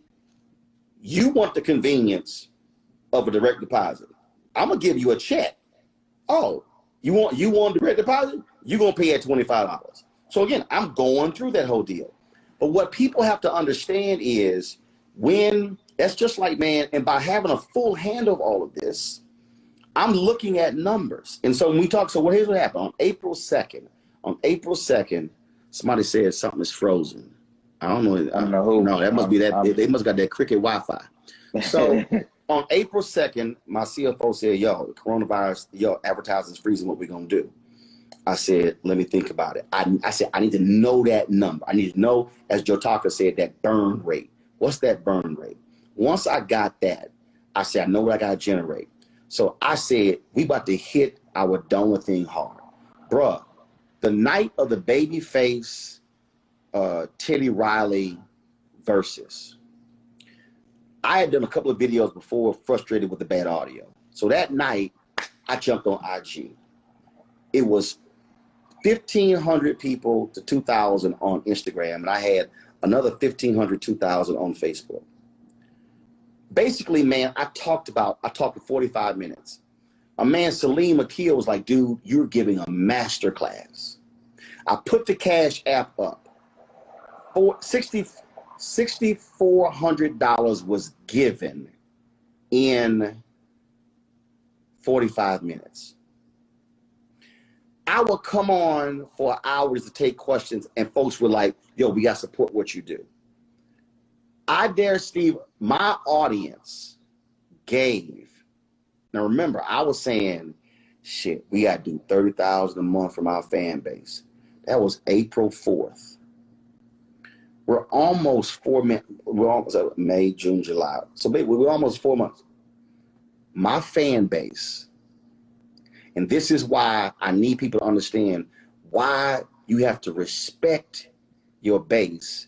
And if you take care of, Tom Jones always said this, if you take care of the community will always take care of you.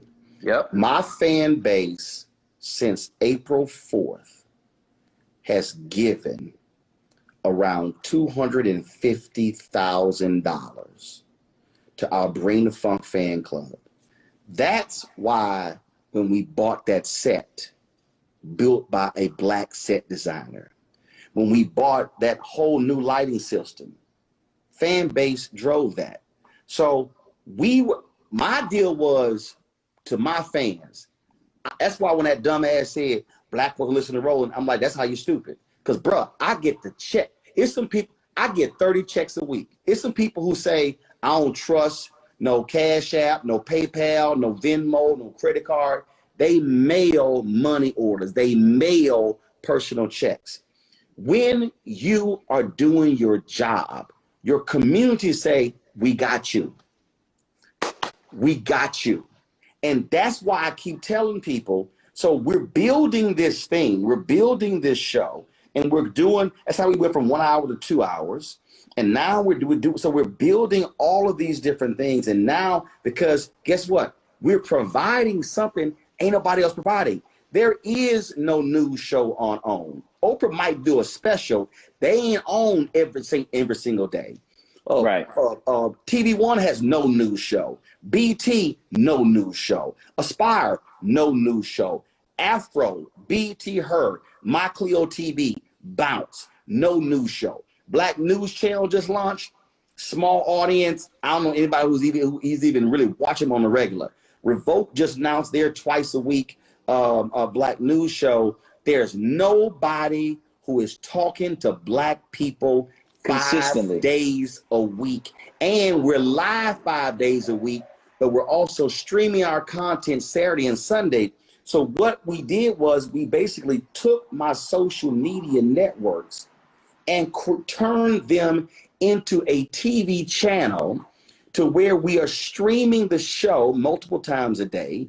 Then when you take these one-on-one interviews, streaming that. Then when you take these speeches I give or others, streaming that. Then when you take these rallies, streaming that. So we now have built this library of content. So that's how, when I did Jane Elliott, she and I did a panel at the University of Michigan 3 years ago. Last year, I told my digital guy, man, go get that interview. We restreamed it, did 250,000 streams that weekend. Last week, he restreamed that see, this is where the library content comes in. Where I keep trying to tell people, you got to think, you got to stop thinking to present day. You got to think 10 years down. That 3-year-old panel that Jane Elliott and I did at the University of Michigan in 2017, we streamed it 6 times last week. On Facebook alone, it generated 1,077,000 views. The success story that you are can be summed up in a few words, and they are: believe in yourself, no matter who does not. Invest in yourself when you are your sole investor. And produce, because the world is filled with about tos. I'm about to start a business. I'm about to go back to school. I'm about to do this. But the people who we pay the most attention to are the people who shut their mouths and get it done. Mm-hmm. What you have shown and what we've talked about and what we've allowed people to hear is how we build off of one another when nobody's watching. This is how two brothers celebrate each other, typically in silence. Typically the two of us just having this kind of conversations. And not intimidated by what somebody else is doing. When you got that show on Fox, I wasn't sitting there going, Man, what the fuck? How the hell Steve get that show? Shit, they ain't call me. I got more TV experience than him. Yo, why in the fuck they ain't call me? I was like, say, bro, congratulations. What help do you need marketing in? He did. And it's important to know that similarly, there are conversations that I've been in where somebody said, hey, we're thinking of funding an organization that we think will support the community from a communications perspective. Who do you think? And other people threw out other names, and I said, well, time out. Brother Roland has been rocking with us from day one. And so you got to take care of this brother first. He's got to get taken care of first, and then second, and then third. And then if we need to put somebody else on, then we need to put somebody else on. When people understand, and Bishop T.D. Jakes said something to me when we first met. He said, I want you to understand I'm not a jealous man. He said, because I believe in God. He said, and I know that when I see things happening good for you, that's just God working. That's evidence that mine is coming. Right. So I couldn't be happier. When I hear you read 14 million and 17 million, I'm like, yes, yes, yes. It is that love that makes it possible to support brothers. What idiot would I be to want to see you do badly? What does that do for me? And here's the deal. It's so much out here that I need people to understand this here. I didn't go, damn, Steve got mine. It was like, damn, man, hope that shit hits. Congratulations. It's a test run. Boom. Hope it hits. See, people get so, it's like even, dude, and I'm going to call their names, but I'm doing it for a reason. Man, when I launched my digital show, Yvette Carnell Brown, Antonio Moore, Umar Johnson, Tariq Nasheed, Boyce Watkins, all of them were out here dogging me, trashing me. Here's the deal. This is what I said. Good luck. Y'all, go do you. This dude, Jason Black or Professor Black Authority, I said, I don't watch none of y'all. But if people watching y'all, Vicky Dillon, I said, knock yourselves out. I said, if people are watching y'all, dude, they were, see, let me go ahead. These cats were sending their trolls to my YouTube channel and flooding the channel. Now, the reason we knew it, because they were all using the same language. So what they didn't realize is we put all the keywords into the filter, and when they typed any of those words, it never showed up. But for the week, we were battling them. They swarmed my page. I kept focusing. They would tweet me, shit, ain't nobody watching your damn channel. I was like, yo, I'm good. I'm good. Y'all go do what y'all do. I've said this. If y'all want to go listen to Tariq Nasheed, go. Umar, knock yourself out. Boyce, go ahead. Yvette, have at it.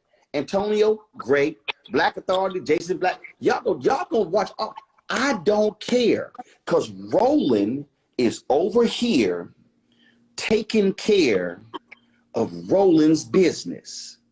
And see, let me just, and I'm only, again, I'm only gonna say this because one of the folks who I mentioned was like dogging when I tried to give me some advice on my channel and all kind of stuff. They were like, well, you need to go listen to her, get advice. I was like, no, I don't. I'm good. Roland's perfectly fine. Here's what's a trip, Steve. And it really tripped me out, and I had no idea, you know.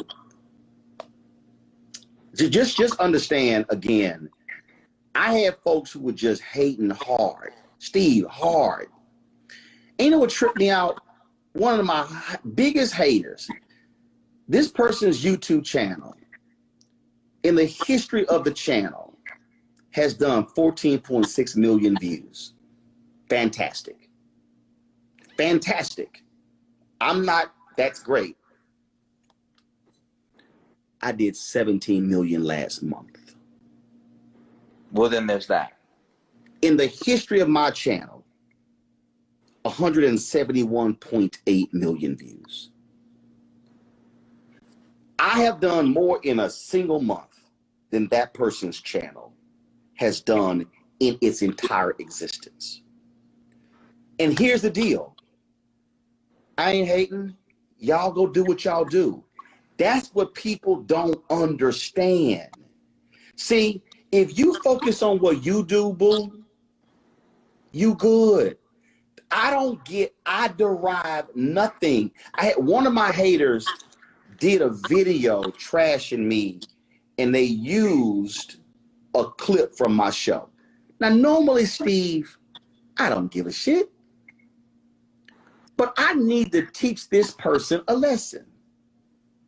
So I filed a copyright claim with YouTube.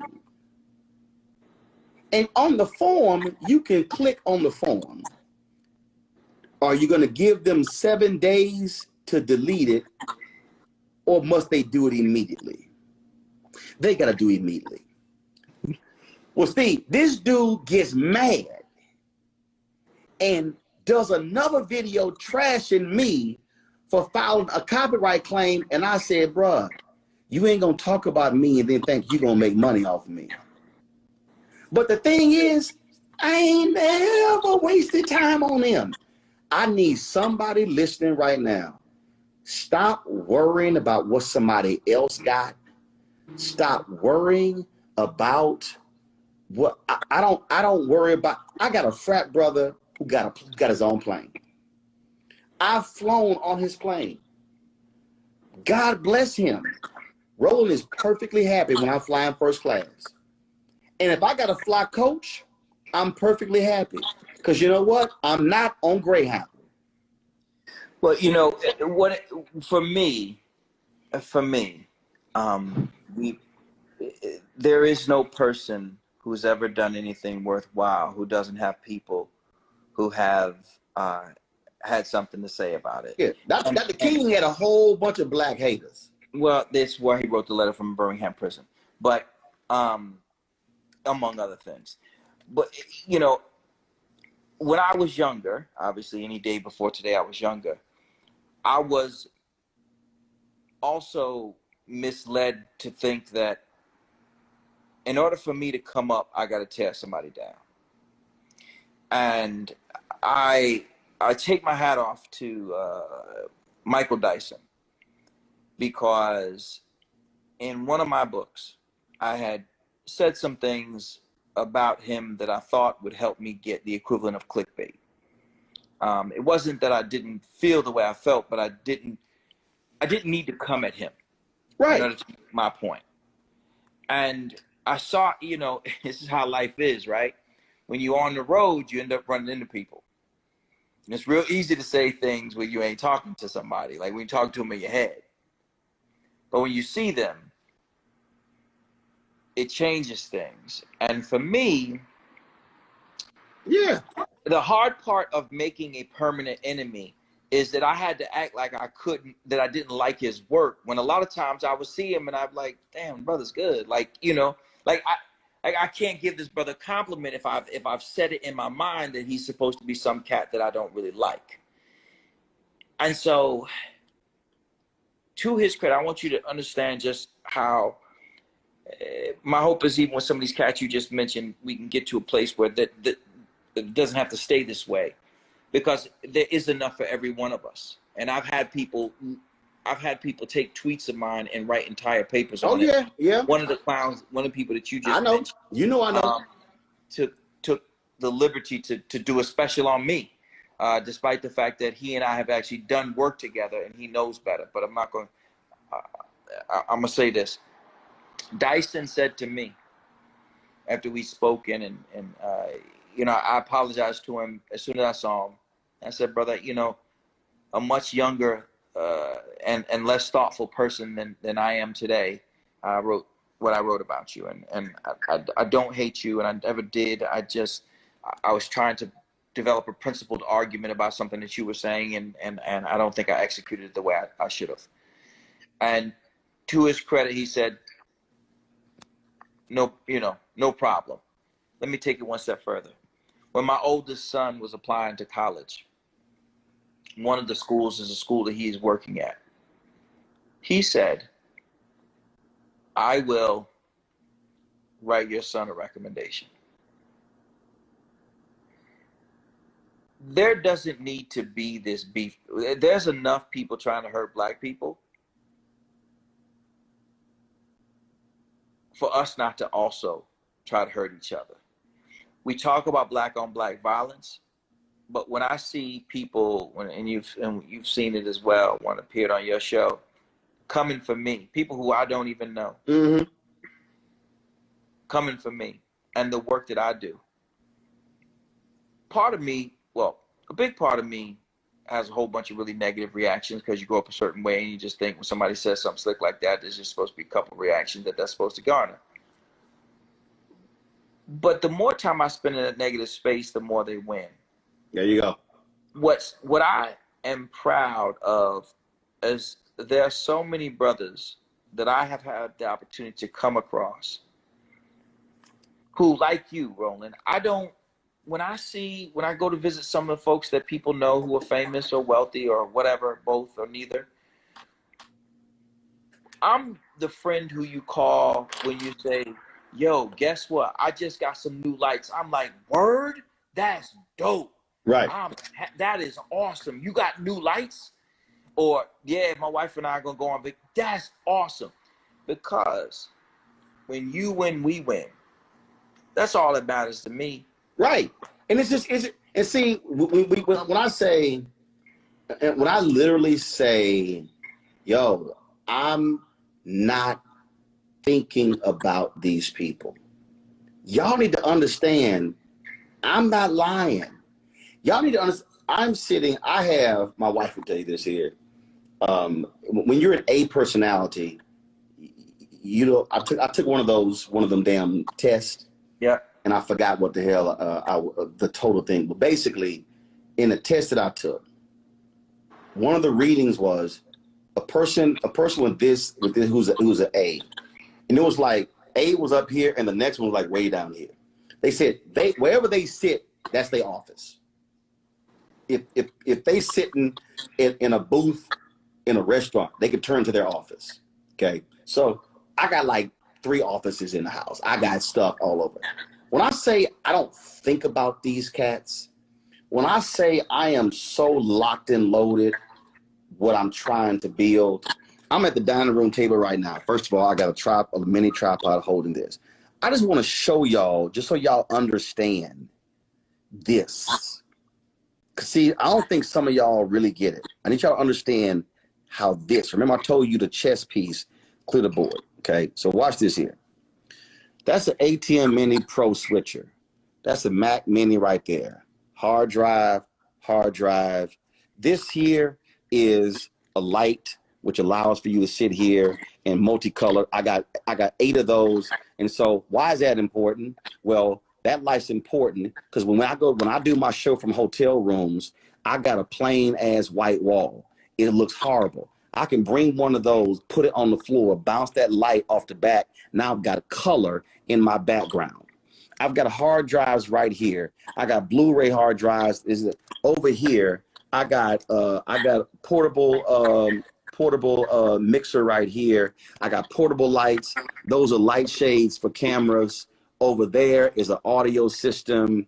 Of course, got my MacBook Pro right here. Why am I showing you all of this? Oh, I'm sitting here. I missed it. I got GoPro, and I got another camera. I got 3 different GoPros. Why am I showing you all that? Because when I sit in this space, Steve said he cooks. When I'm sitting in this space, I'm cooking. I'm mixing. I'm testing stuff. This is, when I worked for Jorna, they gave me this Shure deal, allows me to plug a microphone up. And I was like, I'm testing. I believe in bringing less equipment. So just again, so for the people who don't understand how you must train your brain, just understand right here. I'm gonna switch it right here. Okay. This here is a mixer. That's a mixer right there. Well, if I'm traveling, I don't want to have to bring that damn mixer with me.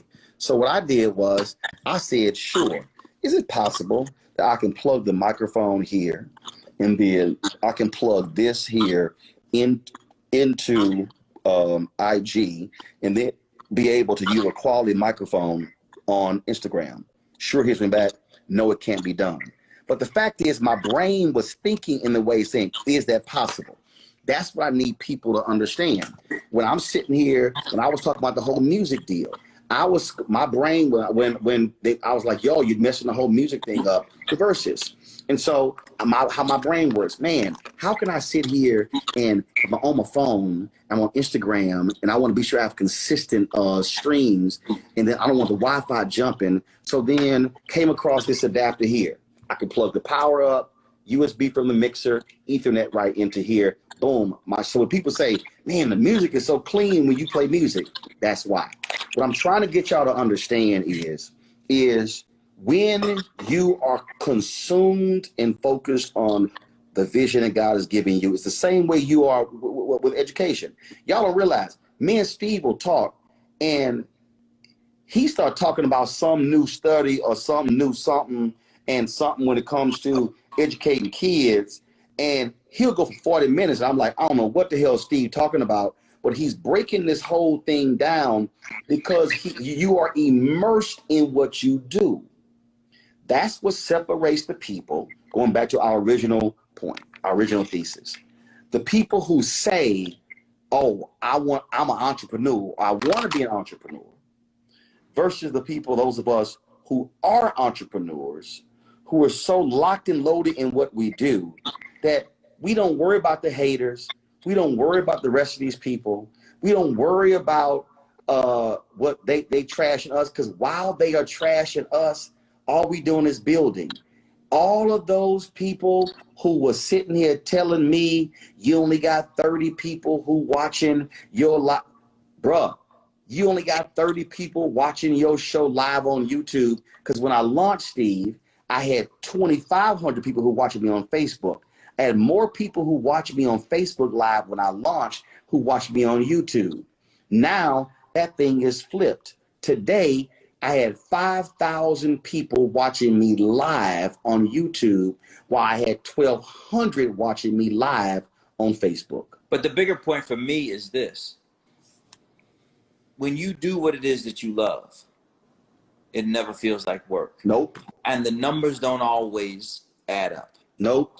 Sometimes when you are pursuing your dream, it doesn't pay the bills. Dude, I sit here, my wife will tell you, man, I have sat at this table and not moved for 12 hours.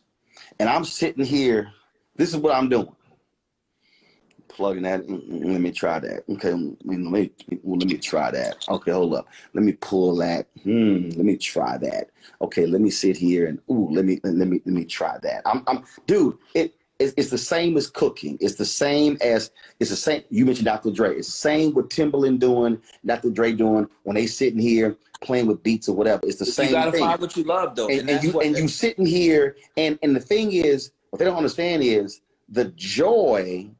The joy for me comes in figuring it out. So the joy for me comes in building. You know, I was talking to my youngest son. He's into the creative side of life, filmmaking and things like that. He's at that age where that's what they all want to be or do, make songs or whatever.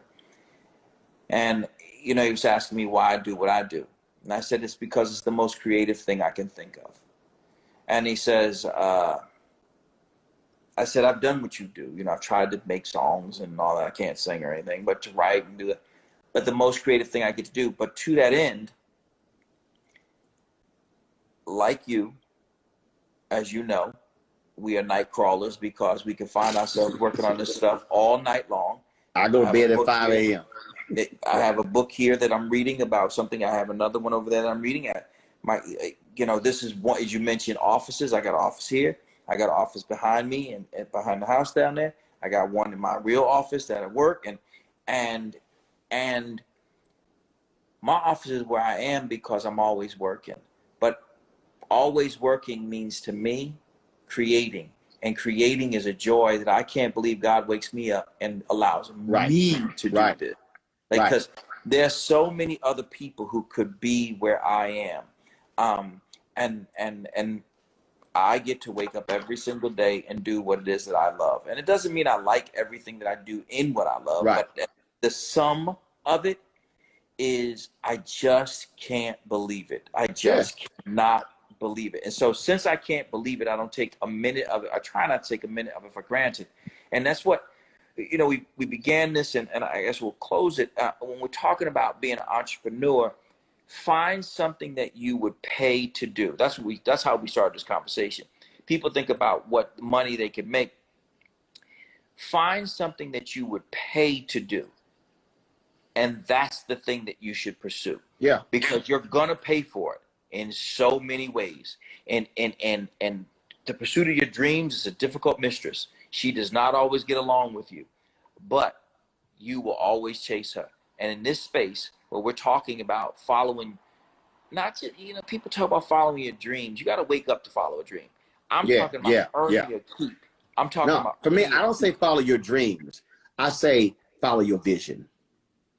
See, for me, it's for, and I'm gonna close with this one, because when I say it, it puts you in this, why you have to know your business. And at Selma 50,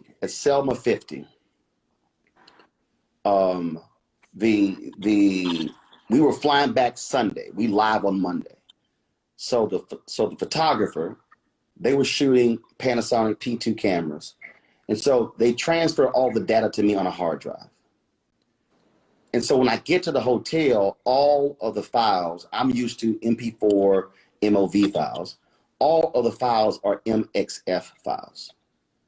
So I had to go buy the software for my laptop to convert the file from an MXF to an MP4.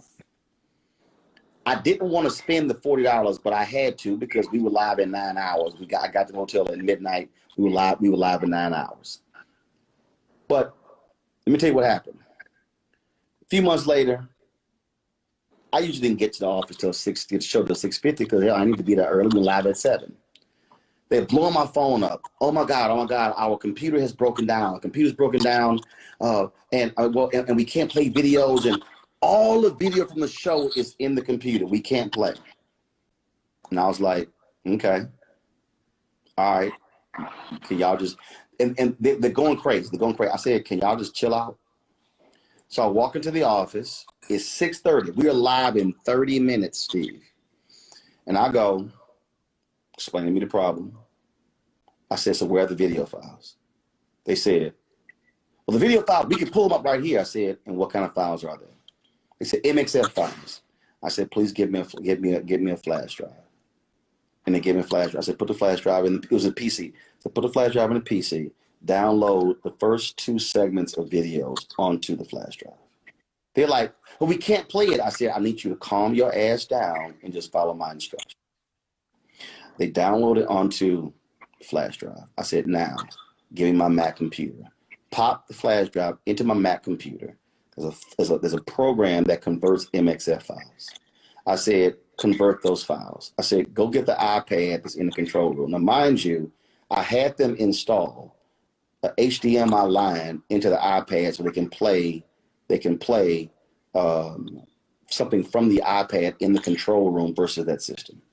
Go get the iPad. They're like, for what? I said, go get the iPad. They go get the iPad. I then airdrop the MP4s from the Apple computer to the iPad. I said, now you can go plug it up to the HDMI line, and now you can play the video files from the iPad. It was 6:41. They looked at me, they were like, how in the hell did you figure that out? I said, because in a moment of crisis, I didn't lose my mind. I relied on, or as the poem, definitely the poem If, but I said, I'm not freaking out. In that moment, I have to figure it out. And if you keep your head all about you losing theirs and blaming it on you. I was like, calm down. Y'all are freaking out. But the pursuit of knowledge created that moment for me to be able to say, breathe, download It's a flash huge drive, point that you're making. computer. Because you Your got to get it preparation, done. but it's a huge point. Because you have toiled upwards through the night, prepping for just that opportunity, you had multiple solutions. That's what an entrepreneur does. Oh, hold An up. entrepreneur. A brother's on here. He said, I streamed his brother George Curry's funeral. George Curry's a good friend. Absolutely. There's a lot of people who couldn't make George's funeral in Tuscaloosa, Alabama. I said, are y'all going to have a camera operator there? They said, yeah. I said, SDI or HDMI. I had my own streaming box. We went, got the converter, plugged it up. We were able to stream the funeral because all those nights of playing through scenarios, knew exactly how to fix it. That is, and to the point we started off with, when you are an entrepreneur, when everybody is losing their mind, your ass got to figure it out. There's in your Always. situation, if they come to you and say, Steve, we got a $400,000 shortfall, everybody in the room gonna look at you like, how are you gonna get us out of this hole? And let's just stay there. I can close with this. So we're in the middle of COVID. I've seen a couple people ask what we're gonna do. We're in the middle of COVID. Our goal as a school is to educate children safely. So we will do that. We are a child-centered organization, and we will remain that. Which means that whether we do a hybrid model, where some kids come in on some days and some kids come on the other, we're going to have synchronized instruction that's going to be live. No matter what, we have to remain focused on what our mission is. We've started this organization so that we can create opportunities for children. The day that we lose our focus will be the day that we start worrying about adults and their comfort. So what we will do is we will open a little later than we were going to. We were going to open typically on August 10th because we really have a longer school year. We're going to open in Connecticut on August 31st. We're going to open in New York on September 9th. And in New York, we're going to go with a full online because the city is not open yet. And in Connecticut, we're going to go with a hybrid model. But in both cases, what we're going to do is we're going to push the hell out of this technology. We're going to create what we believe is a superior model, because that's what entrepreneurs do. Entrepreneurs do not get caught up in the limitations of the circumstances. What they do is they look at their circumstances and find the opportunities for survival, and then to exceed expectations. If you owned Sears, you'd be out of business right now. Yep. But if you owned Walmart, you'd still be in business. If you own Amazon, you have a lot of business still to grow. So we have to become Amazon in education. Yep. So if you're asking me what we're going to do, we're going to remain entrepreneurial. We're going to remain focused on our mission, which means that we're going to create an academic experience that's going to feel better than what we had before, regardless of circumstances. And this whole thing started, y'all, because Steve sent me a text saying, have you thought about building a network? And I said, way ahead of you, Steve. He did. So, folks, this is what we do.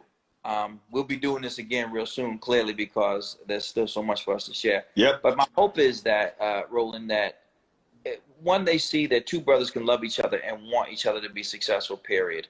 And that there are so many of these conversations that most people don't realize happen.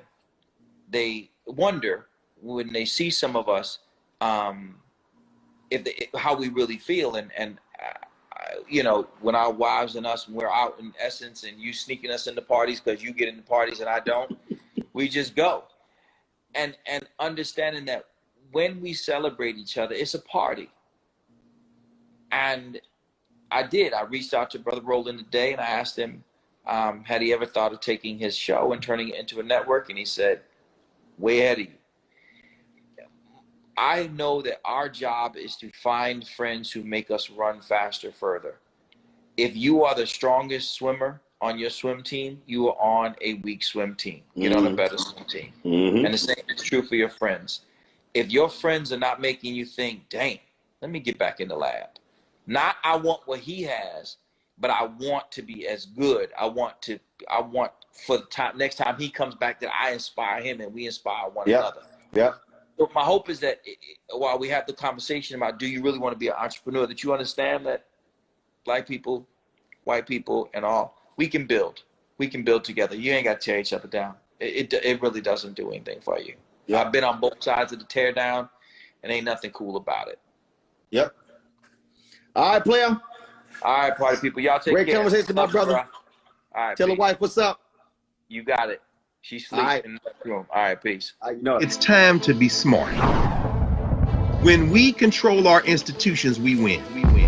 This is the most important news show on television of any racial background. Y'all put $2, $3, $4, $5, $10, $15, $20, $30 on this and keep this going. What you've done, Roland, since this crisis came out in full bloom. Anybody watching this, tell your friends. Go back and look at the last 2 weeks, especially of Roland Martin Unfiltered. I mean, hell, go back and look at the last 2 days. You've had sitting United States senators today, Klobuchar and Harris. Whatever you have that you can bring to Roland Martin Unfiltered to support it, please do, because this information may literally save your life. Watch Roland Martin Unfiltered daily at 6 p.m. Eastern on YouTube, Facebook, or Periscope, or go to RolandMartinUnfiltered.com. Support the Roland Martin Unfiltered Daily Digital Show by going to RolandMartinUnfiltered.com. Our goal is to get 20,000 of our fans contributing $50 each for the whole year. You can make this possible. Roland Martin Unfiltered.